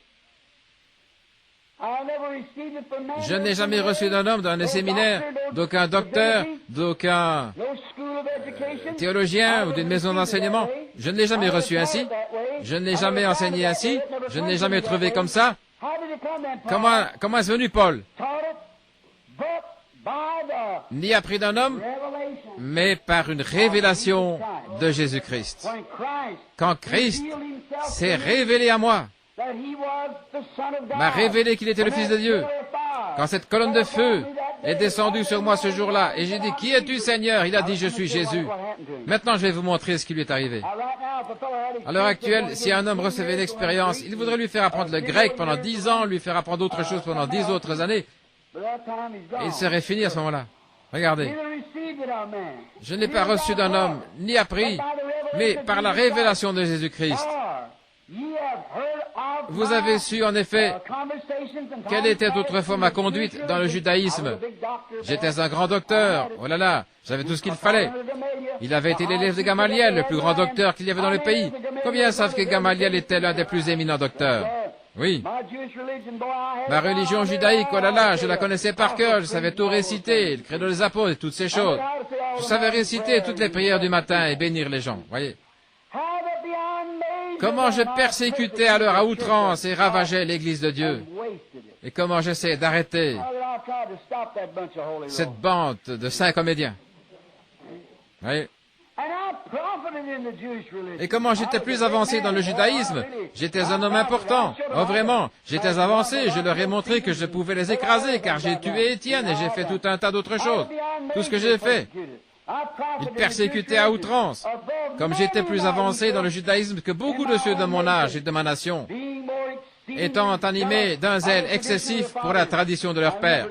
Maintenant, souvenez-vous pas pour la parole de Dieu, mais pour la tradition de leur père, la tradition de l'Église, autrement dit. J'imagine que j'étais méthodiste jusqu'à la moelle, que j'étais baptiste jusqu'à la moelle, pentecôtiste. Ah oui, moi je veux être Dieu jusqu'à la moelle. Voyez-vous? Très bien. La tradition de mes pères. Mais lorsqu'il a plu à Dieu, oh là là, Paul, tu y viens, oh là, qui m'a mis à part dès le sein de ma mère, qui m'avait fait naître dans ce monde et qui m'a appelé par sa grâce, de révéler en moi son Fils. Comment ça? Le Saint-Esprit en moi. Il a plu à Dieu de me prendre, lui qui m'avait mis à part dès le sein de ma mère, de me donner le Fils, c'est-à-dire le Saint-Esprit, sous la forme de l'Esprit en moi, pour qu'il se révèle en moi. Oh là là. Oh, je crois que j'ai envie de crier là. Laissez-moi vous dire, frère, lorsqu'il a plu à Dieu, alléluia, lorsqu'il plut à Dieu, j'avais un père ivrogne, une mère, que Dieu te bénisse maman, je ne dis pas du mal de toi là, mais une mère qui ne connaissait pas plus Dieu qu'un lapin ne saurait ce que c'est des raquettes à neige, et un père qui se retrouvait étendu, ivre dans la rue, et je n'avais même pas de chaussures pour aller à l'école, de longs cheveux me recouvraient la nuque, et tout le monde ici en Indiana me détestait parce que je venais du Kentucky. Et comme c'était dégoûtant à voir. Mais il a plu à Dieu. Amen. Il a plu à Dieu qui m'avait mis à part dès le sein de ma mère, de révéler son Fils en moi, en faisant de moi un ministre de la parole, qui s'en tiendrait directement à elle, par lequel il montrerait des visions, des signes, des prodiges et des miracles. Ah là là. Voyez-vous de quoi il parle? Il a plu à Dieu de faire ça. Écoutez attentivement. Verset 16. De révéler son Fils en moi, afin que je l'annonce parmi les païens. Aussitôt, je ne consultais point l'Église. Je ne suis pas du tout allé voir un évêque pour lui demander quoi faire. Je n'ai pas du tout consulté ni la chair, ni le sang, ni aucune organisation, ni rien d'autre. Je n'ai absolument rien à voir avec eux. Je n'ai pas du tout consulté la chair ou le sang. Je ne suis pas monté à Jérusalem non plus, vers tous les grands et saints sacrificateurs et les saints pères et tout cela pour leur dire, maintenant savez-vous, j'ai eu une vision, que dois-je faire?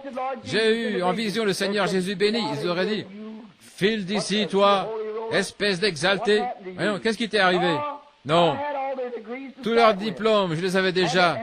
Et Paul, ici, je peux vous le montrer dans les Écritures, il a dit qu'il lui a fallu oublier toutes les choses qu'il avait apprises et les considérer comme rien pour pouvoir connaître Christ. Oh. Et je ne montais point à Jérusalem vers ceux qui furent apôtres avant moi, mais je suis parti pour l'Arabie.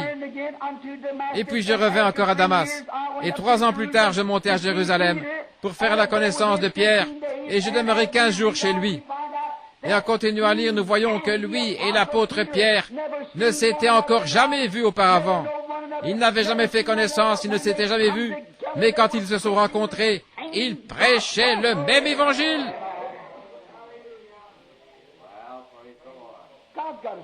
Dieu a une école.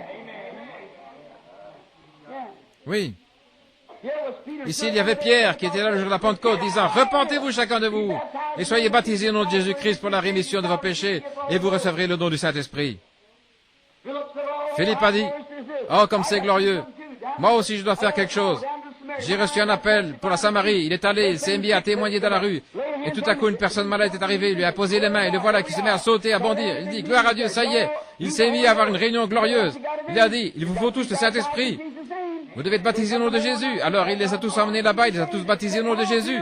Il a dit, viens Pierre, impose-leur les mains ici, et ils ont reçu le Saint-Esprit. Pierre, là, dans la maison de Corneille, la même chose. Paul ne l'avait même jamais vu, et il n'avait jamais entendu parler de lui. Mais il a traversé les contrées supérieures d'Éphèse, et il a rencontré quelques disciples.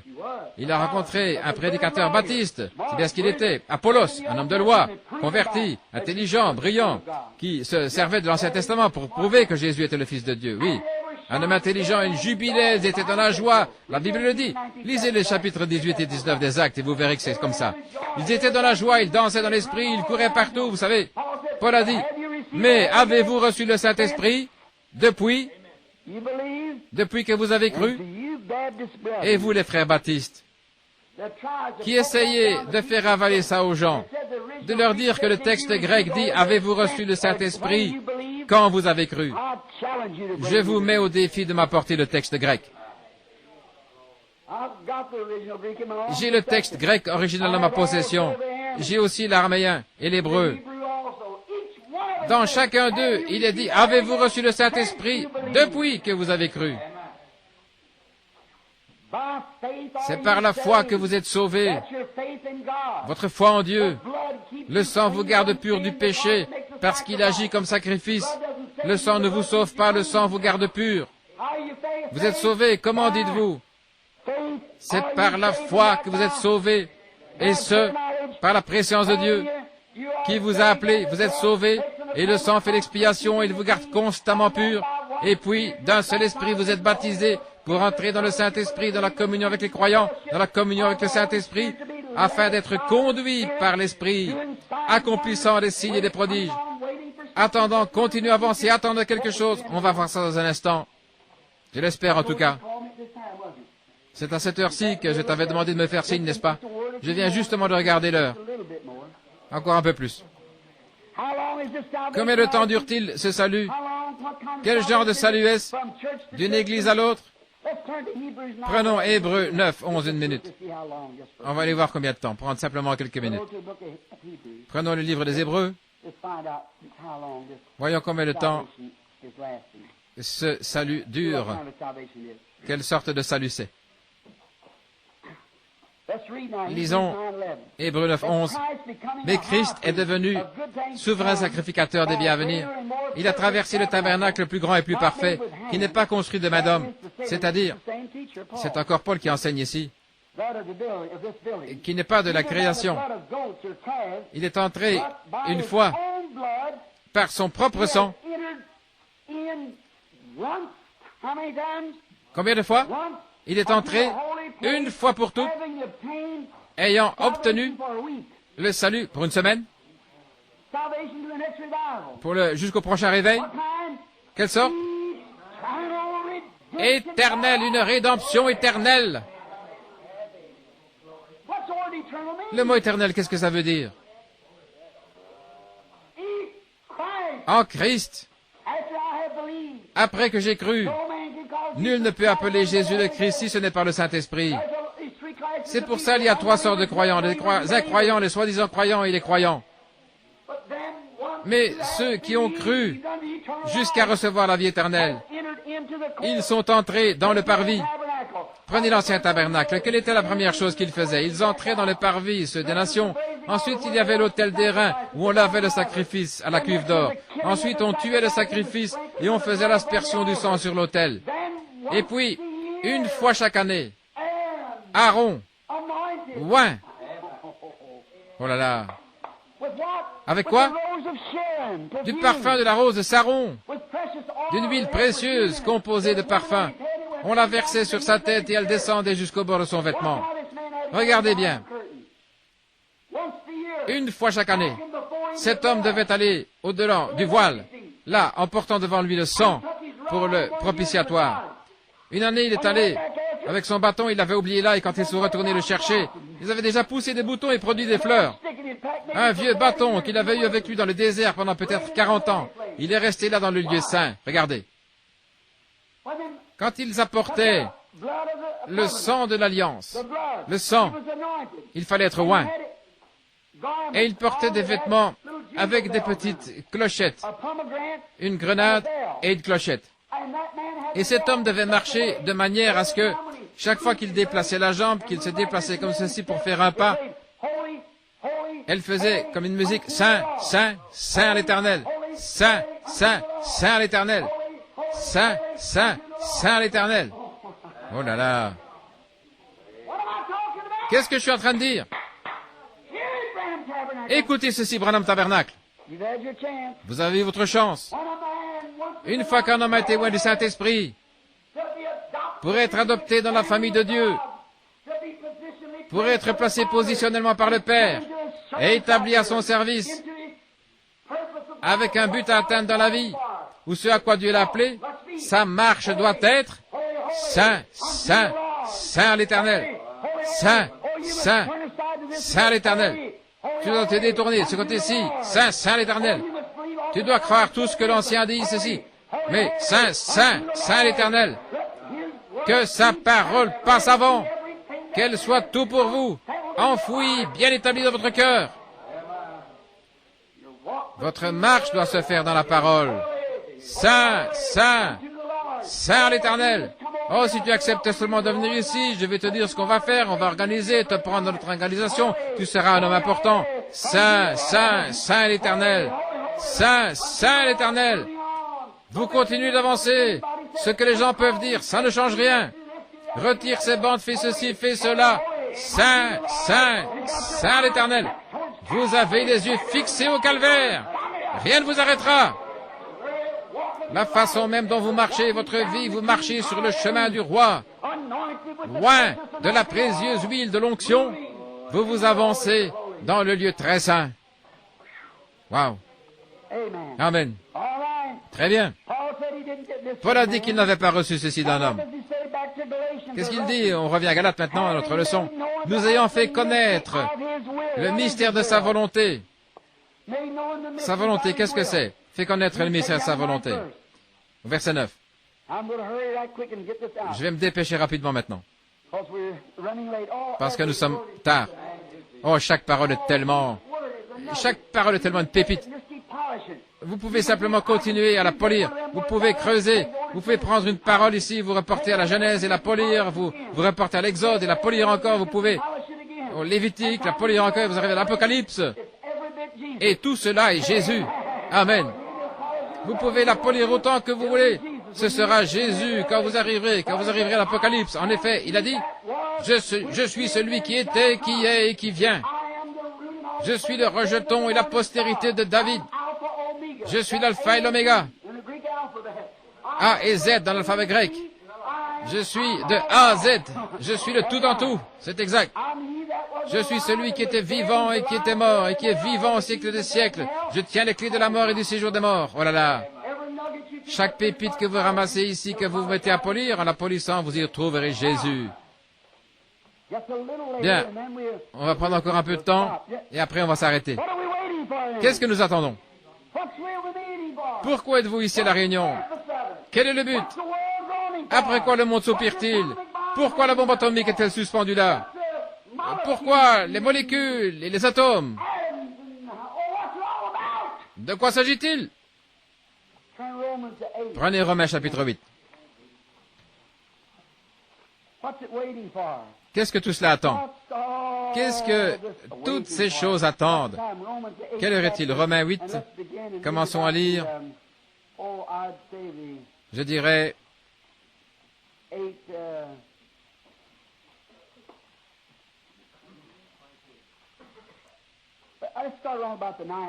On va commencer au verset 19. Simplement le lire ici pour que ce soit vraiment doux. Je sais à quoi vous voulez en venir. Bien. Romains, chapitre 8. Je crois que c'est bien là. Oui, chapitre 8. Commençons ici au verset 18. Commençons au verset 14. Car tous ceux qui sont conduits par l'Esprit de Dieu sont fils de Dieu. C'est exact. Et vous n'avez point reçu un esprit d'esclavage pour être dans la crainte. Oh, je me demande si je pourrais tenir le coup. Si je peux tenir le coup. Tenir le coup, pas du tout. La question n'est pas de savoir si j'ai tenu le coup, mais si lui a tenu le coup. Je suis en lui maintenant. Voyez-vous? Eh bien, vous dites, eh bien, si je suis en lui, maintenant, vous les presbytériens, ah ça, nous l'avons toujours cru, mais votre vie prouve que vous ne l'êtes pas, si vous ne menez pas le genre de vie que lui a mené, si vous ne croyez pas le même évangile que lui a prêché. Vous dites, les baptistes disent, bien sûr que je crois à la sécurité éternelle. Et vous sortez, vous fumez le cigare, vous allez danser, et les femmes se coupent les cheveux, se maquillent et se conduisent comme je ne sais pas quoi. Vos fruits prouvent que vous n'y croyez pas. Quand je dis croyez-vous à la guérison divine, oh, le docteur Jones a dit que c'était comme ça, que c'était pour une époque passée. Espèce d'hypocrite. Qu'est-ce qui ne va pas avec vous? Pauvre enfant illusionné. Vous êtes tellement loin de l'évangile que ça fait pitié. On vous a entraîné vers une route boueuse, vers un dépotoir qui brûle. Voyez-vous pas ce qu'il dit ici? Que tout esprit qui confesse que Jésus n'est pas venu dans la chair en ce moment même est d'un mauvais esprit, du faux esprit. La Bible dit que Jésus-Christ est le même hier, aujourd'hui et pour toujours.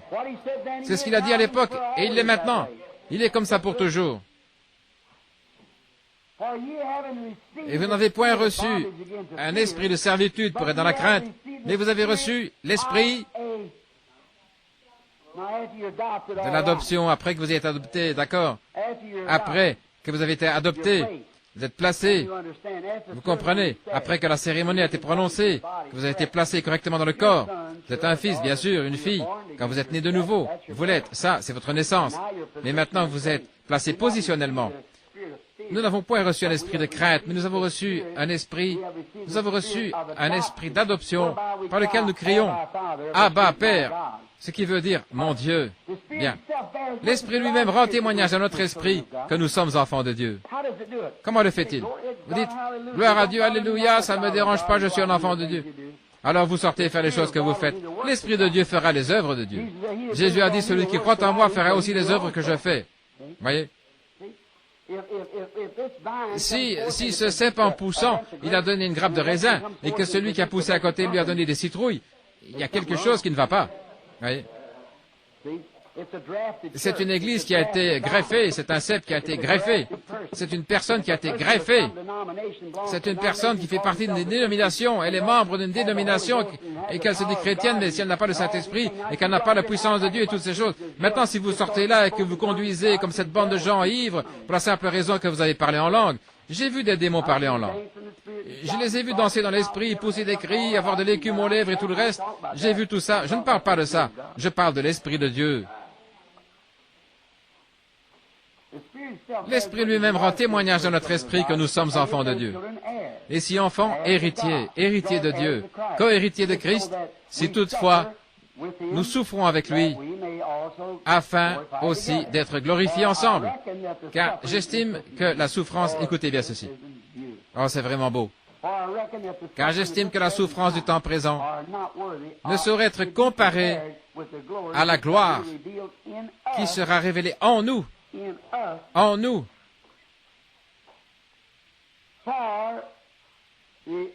Aussi, la création attend-elle avec un ardent désir. Il y a un petit renvoi dans la note ici, la création, oui, le bon mot selon les Grecs. La création attend-elle avec un ardent désir la manifestation des fils de Dieu. Qu'est-ce que tout attend? Qu'est-ce que toute la création attend? Les manifestations des fils de Dieu. Elle attend que l'Église prenne sa position. Qui était le Fils de Dieu? Adam, où était son empire? La terre. Il avait la domination sur la terre, n'est-ce pas vrai? Il n'était pas Elohim à ce moment-là. Il était Jéhovah. Voyez-vous? C'est-à-dire, je suis Dieu, et j'en ai créé des plus petits qui me sont assujettis, et je leur ai donné autorité. La domination, c'est leur domaine. Sur quoi ils ont autorité? C'est la terre. Et toute la création attend que les fils de Dieu soient manifestés. Oh là là!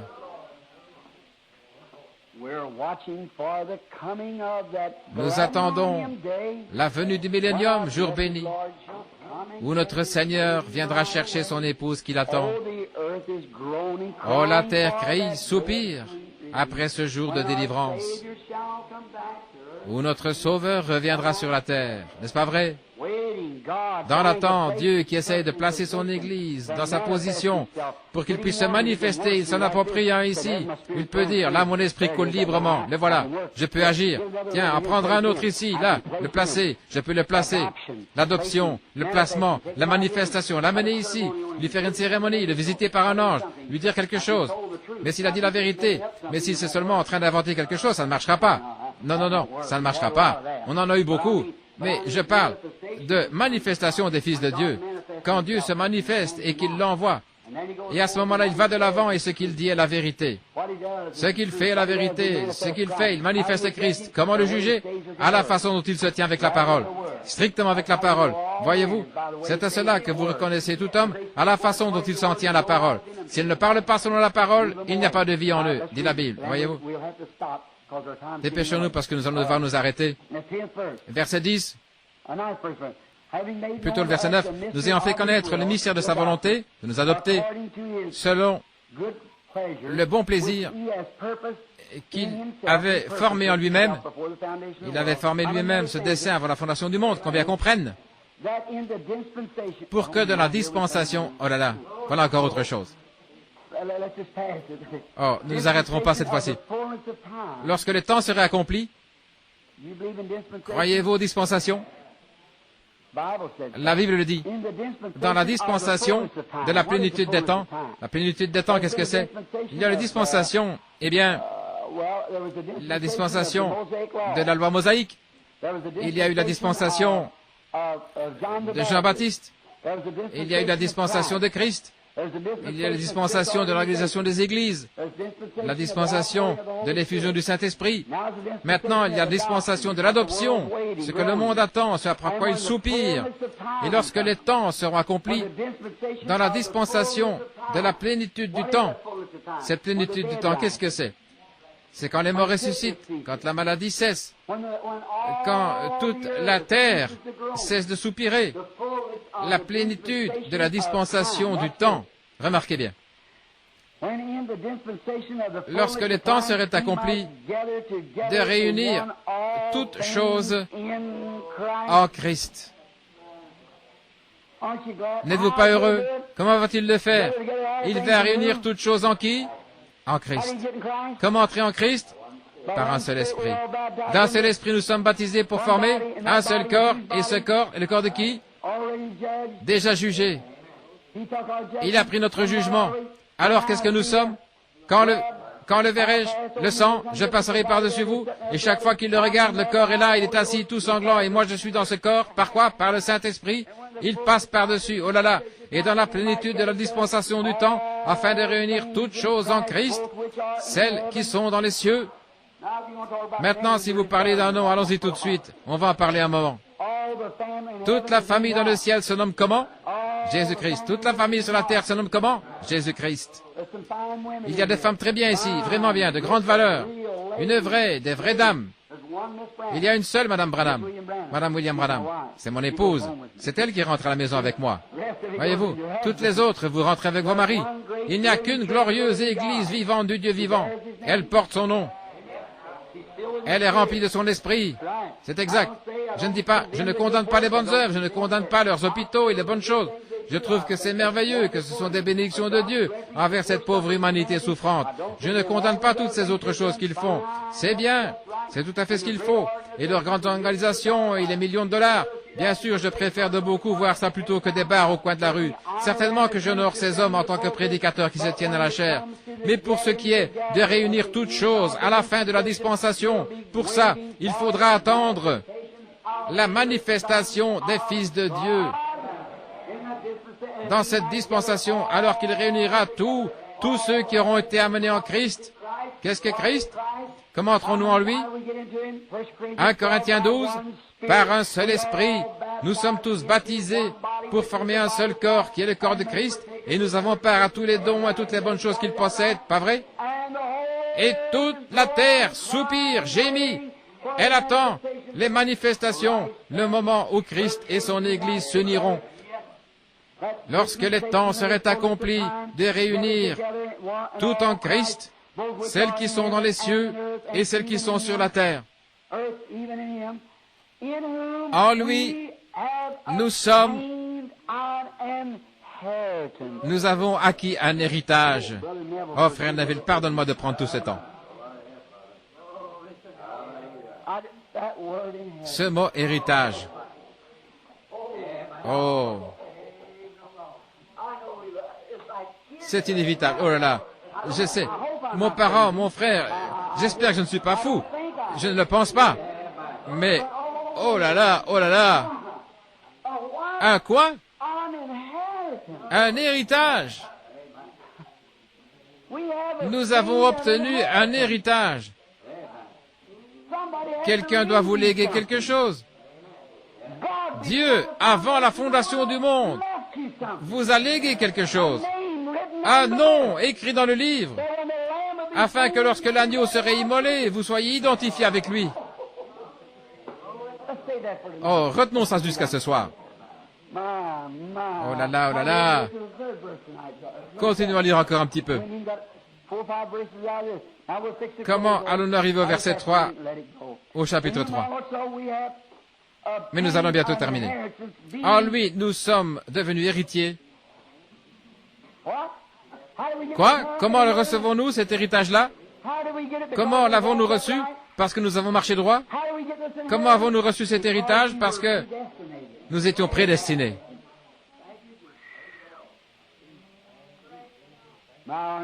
Mes frères arméniens, je sais que c'est vraiment dur à entendre. Mon but n'est pas de vous blesser, mais ça me fait tellement du bien de savoir. Vous avez l'autre, vous l'avez, frère, oui, vous l'avez. Mais vous ne le voyez pas, c'est tout. Vous l'avez quand même, voyez-vous. Tout va bien pour vous. Mais oh, c'est tellement bon d'y plonger le regard, oui.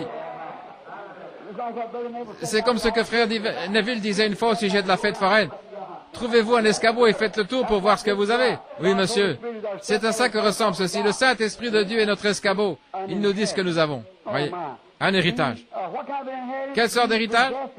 Ayant été prédestiné, suivant la résolution de celui qui opère toutes choses, d'après le conseil de sa propre volonté.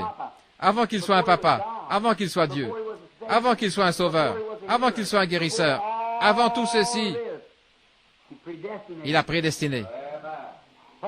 Il a mis le nom de l'agneau dans le livre. Il a parcouru le regard le cours du temps par sa préscience. Et il a vu votre nom, il l'a mis aussi dans le livre. Qu'est-ce que c'est alors? Au bout d'un certain temps, nous sommes venus au monde, de parents pécheurs, nous nous promenons sur la terre, vous savez, tout à coup, comme ce petit juif, on est crochu, Paul, vous savez, s'est quitté de sa tâche, tout à coup, il a dit, oh, et vous dites, Abba, Père. Et voilà que nous sommes venus à venir. Il nous a prédestinés à recevoir en lui notre héritage qui nous avait été prédestiné. Voyez, nous avons hérité de cela avant la fondation du monde. Oh, selon sa propre résolution, afin d'accomplir son bon vouloir exactement, d'être un Dieu et un Sauveur. En lui, vous aussi, après avoir entendu la parole de la vérité. Et qui est la vérité? Jésus est la vérité. La vérité de l'Évangile. Quel Évangile? Il n'y a qu'un Évangile. Dans Galates 1, il est dit, quand un ange annoncerait un autre Évangile, qu'il soit anathème. Ceci est l'Évangile. L'Évangile de votre salut. Aucun autre. Il n'y en a aucun autre. Il n'y a sous le ciel aucun autre nom qui a été donné par lequel vous deviez être sauvés que le nom de qui? Du Seigneur Jésus-Christ. Oh là là. En lui, après avoir cru, vous avez été scellés. Oh, gloire à Dieu. Après avoir cru, comment pouvons-nous nous contenter de voir ça en vitesse, frère? Retenons donc ça jusqu'à ce soir. Qu'est-ce que vous en dites? Je ne peux tout simplement pas aller plus loin. Retenons ça jusqu'à ce soir. Je n'arrive pas à me défaire de ce mot, scellé, la façon dont on y entre, vous voyez. Un héritage par prédestination. J'ai hérité de quelque chose. Quel héritage? Il faut que quelqu'un m'ait laissé un héritage. Et vous dites, Jésus vous a laissé un héritage. Pardon. Jésus ne m'a jamais laissé d'héritage. Jésus ne vous a jamais laissé d'héritage.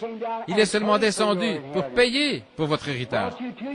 Il vous a transmis votre héritage. Mais votre nom avait été mis dans le livre de vie de l'agneau avant la fondation du monde. C'est Dieu qui vous a donné votre héritage. Votre héritage était là d'abord. Jésus est seulement venu. Beaucoup, voici de quelle façon il cherche à l'expliquer. Dieu dit, eh bien, il y a beaucoup de gens qui sont perdus, il n'y en aura pas un seul de sauvé. Alors je vais faire descendre Jésus et peut-être que lui, que quelqu'un regrettera, qu'il saura ce que j'ai fait et qu'il sera sauvé. Oh, miséricorde. Je ne gérerai même pas mon bureau comme ça. Et il y a des fois où je les gère vraiment mal pourtant, voyez. Je ne ferai pas comme ça. Et Dieu alors, Dieu par sa préscience, il a vu précisément qui serait sauvé, qui ne serait pas sauvé. Il a envoyé Jésus sauver ceux qu'il savait déjà élus. Paul n'a-t-il pas dit, 5 versets plus haut, qu'il nous avait élus en lui avant même que le monde existe? C'est ça notre héritage. Dieu nous a choisis. Et il a envoyé Jésus payer le prix. Il a versé son sang pour qu'aucun péché ne nous soit imputé. Rien de ce que vous faites.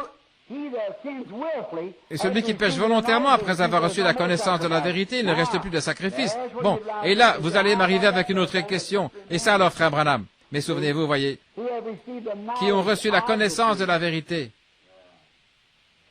Ils n'ont jamais reçu la vérité. Ils en ont simplement reçu la connaissance, voyez.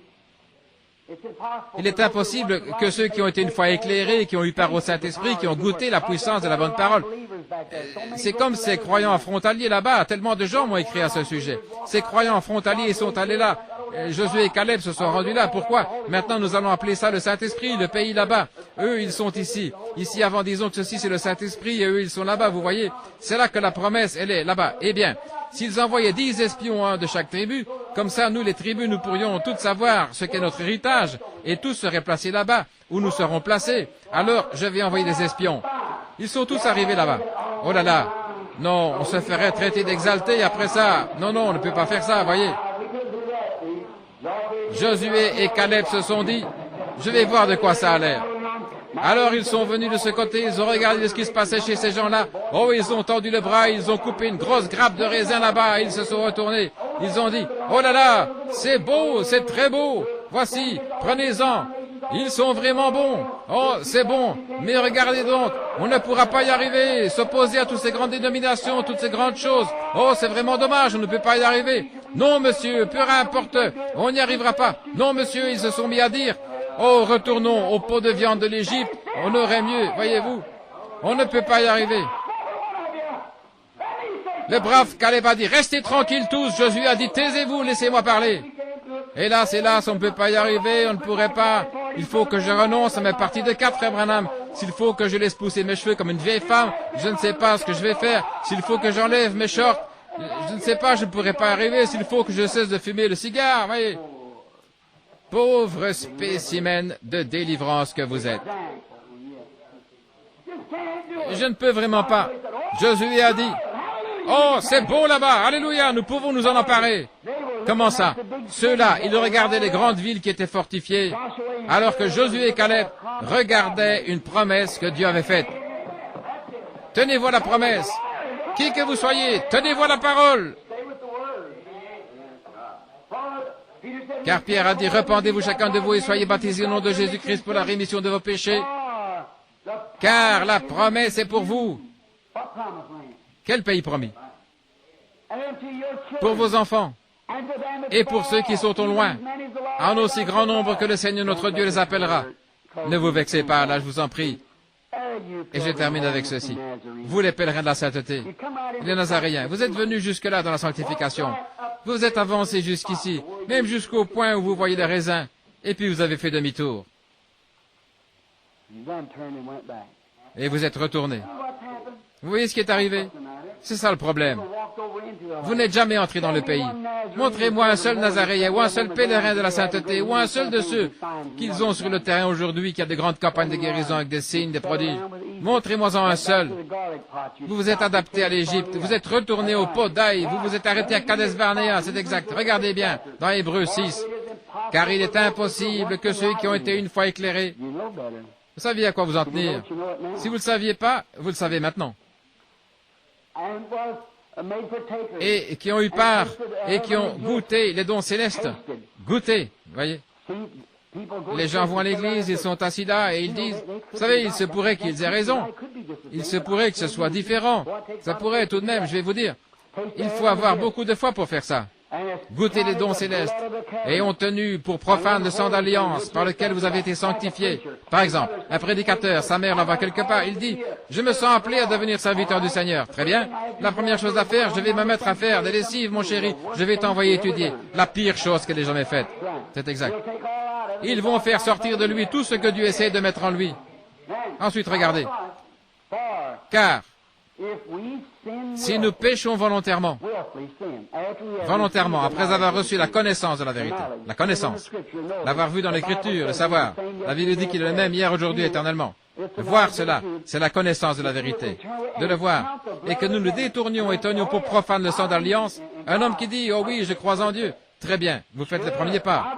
Bien sûr, je crois à la sanctification. D'accord, vous êtes à la frontière. Vous êtes venu jusqu'ici, vous êtes prêt à recevoir le Saint-Esprit. Mais vous regardez et vous dites, « Oh, je ne sais pas vraiment sûr s'il faut que je me conduise comme... Je ne sais pas, vous savez comment ils appellent ces gens-là? Oh, je ne sais pas si je pourrais faire ça. Non, je crois que je vais simplement aller adhérer. » Voyez. Vous savez ce qui arrive? Il est impossible que ceux-là entrent un jour. Ils ont péché au-delà de leur jour de grâce. La Bible le dit. Je sais que c'est dur à entendre, mais la Bible dit, ils ont goûté les dons célestes et ont tenu pour profane le sang de l'alliance. Ils disent, je crois à la sanctification et une bonne vie propre. Bien sûr, quand vous avez vu le baptême du Saint-Esprit, le baptême et toutes ces choses qu'il y a dans la Bible, et qu'ensuite, vous avez fait quoi? Vous avez tenu pour profane le sang de l'alliance par lequel vous avez été sanctifiés. Mais qu'est-ce qui vous a fait monter jusque-là, mon ami? Qu'est-ce qui vous a gardé empêché d'être un vil pécheur? Qu'est-ce qui a retiré le péché de votre vie? La cigarette, l'alcool, les femmes retirées de votre vie, les choses qui ne devraient pas y être. Qu'est-ce qui a fait ça? Le sang de l'alliance. Ensuite, vous êtes venu assez près pour goûter les raisins de l'autre pays. Et vous avez honte de l'Évangile. Vous avez peur de votre dénomination. Que Dieu ait miséricorde. Oui, monsieur. Vous avez tenu pour profane le sang de l'alliance et outragé les œuvres de la grâce. Il est impossible que celui-là entre un jour dans le pays. Qu'est-ce qui s'est passé? Je vous pose une question. Moi, je suis un typologue. Et tout homme qui connaît la Bible est un typologue. Est-ce qu'un seul de ces hommes-là est entré dans le pays promis? Pas un seul. Qui l'a fait? Qui est entré? Ceux qui sont allés les premiers, qui sont revenus en disant, nous pouvons nous en emparer. Nous pouvons recevoir le Saint-Esprit parce que Dieu l'a dit. Pierre a dit le jour de la Pentecôte que si je me repentais et que j'étais baptisé au nom de Jésus-Christ, je recevrais le Saint-Esprit. Que la promesse est pour moi. Je suis prêt à le faire. Elle m'appartient. La promesse m'appartient. Saisissez. Maintenant, la promesse m'appartient. Je la reçois. Elle m'appartient. Certainement. Ils ont été les seuls. Vous dites, mes frères Branham à la résurrection. Ils n'y seront pas. Ah non? Non, monsieur. Jésus a dit. Et il disait, tu prétends être aussi grand que Moïse, et tu as dit que tu avais vu Abraham. Et il disait, alors qu'Abraham est mort, voyons, tu n'as pas plus que 50 ans, et tu dis que tu as vu Abraham. Il a dit, avant qu'Abraham fût, je suis. Oh là là, le je suis, le Dieu éternel, toujours présent, pas hier, pas demain, je suis. Voyez-vous, le Dieu toujours présent, Elohim. Je suis. Alors ils ont vu le tuer à ce moment-là. Ils disaient, eh bien, nos pères ont mangé la manne dans le désert pendant 40 ans. Dieu a fait descendre du pain directement du ciel, il les a nourris. Ils allaient à l'église, ils étaient bons membres d'église pendant 40 ans. Ma vieille maman est morte dans cette église et tout le reste. Mes pères ont mangé la manne dans le désert pendant 40 ans. Et Jésus a dit, et ils sont tous morts. Mort, ça veut dire la séparation éternelle. Ils sont tous morts. Mais moi je vous dis que je suis le pain de vie qui est descendu du ciel d'auprès de Dieu. Si un homme mange de ce pain, de l'esprit, il a la vie éternelle, il ne peut pas périr. Et je le ressusciterai au dernier jour. Oh frère, n'est-il pas merveilleux? N'est-il pas merveilleux?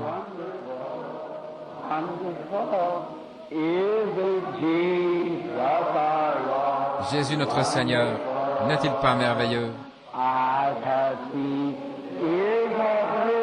Les yeux l'ont vu, les oreilles l'ont entendu. Je l'ai lu dans sa parole. Jésus notre Seigneur, N'est-il pas merveilleux? Pas vrai? Nous voyons son esprit de discernement qui se déplace au milieu de nous. Nous le voyons accomplir des miracles, des signes et des prodiges. Nous l'entendons directement tiré de la parole ici, et vous envoyez la confirmation. Oh là là.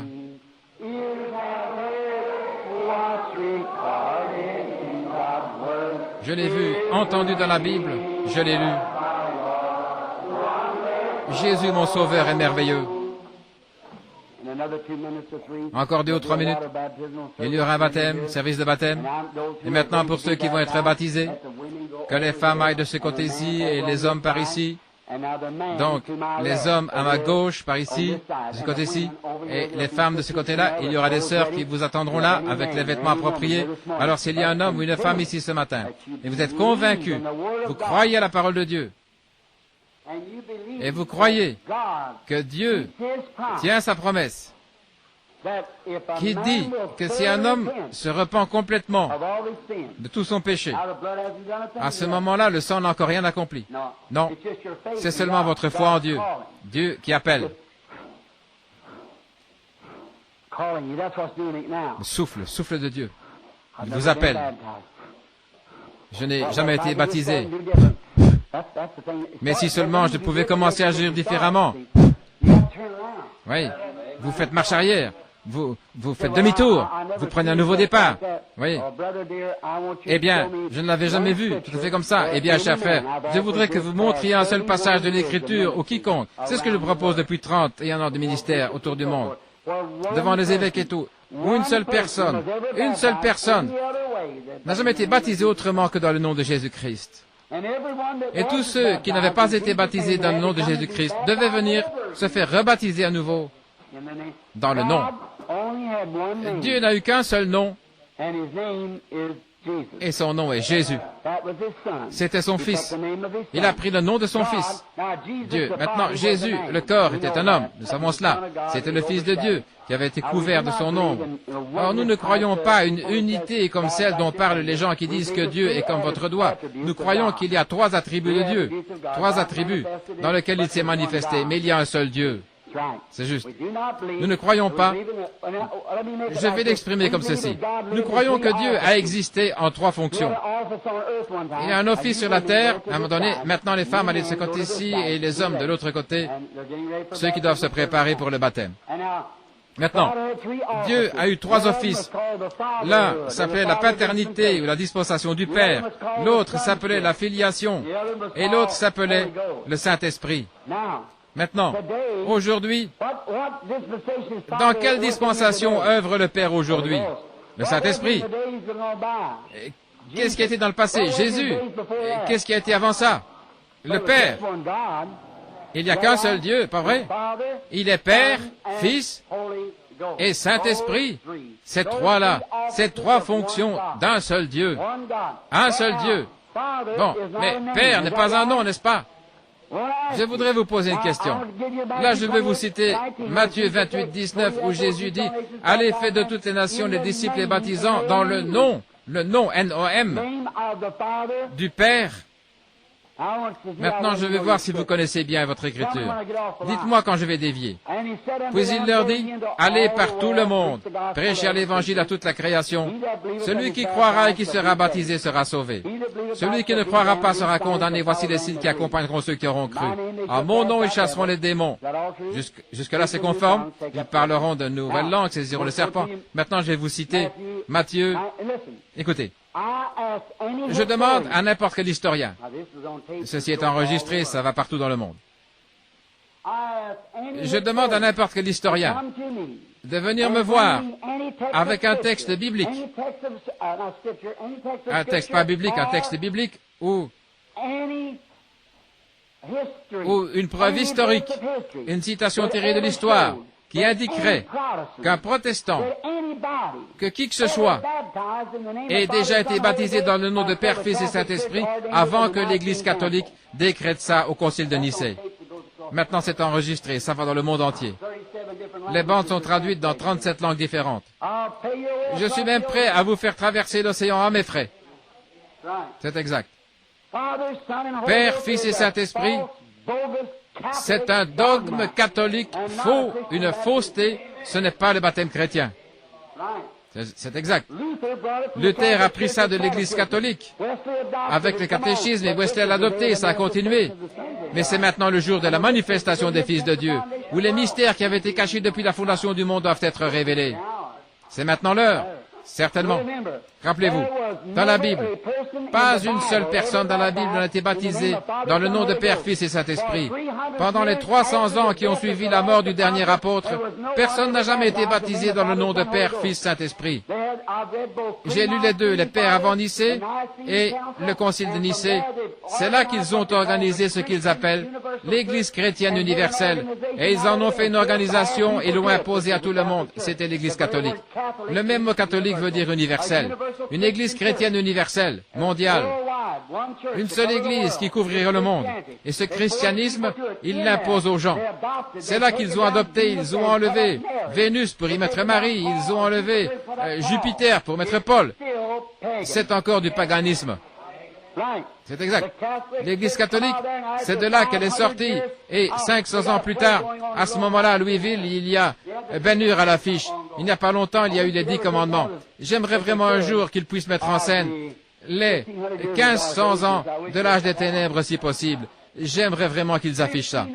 1500 ans de persécution païenne, alors qu'ils imposaient à tout le monde, qu'ils les tuaient, les massacraient, ils les pendaient, ils leur attachaient un bœuf à une main et un bœuf à l'autre main, ils les obligeaient à baiser le crucifix, sinon ils faisaient avancer un bœuf dans un sens et l'autre dans l'autre sens.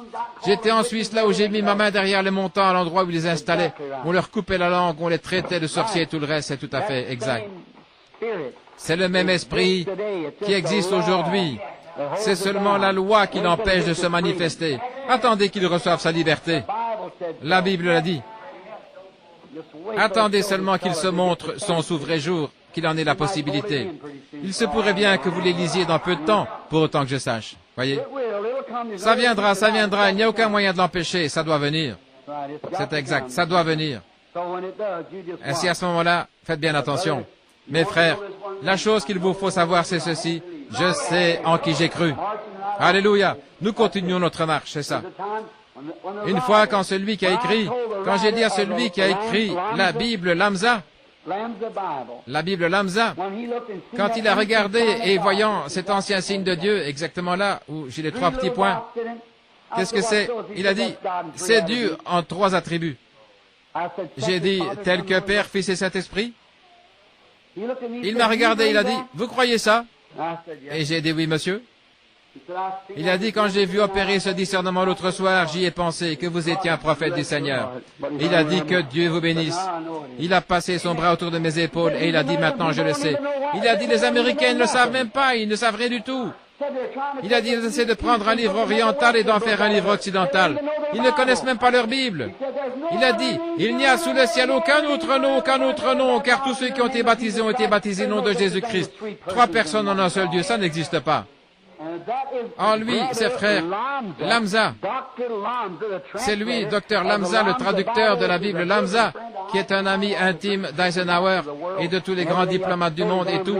Et il m'a entouré de ses bras et il a dit, un jour, ils vont vous abattre à cause de ça. Mais il a dit, souvenez-vous, tous ces gens-là meurent pour une cause.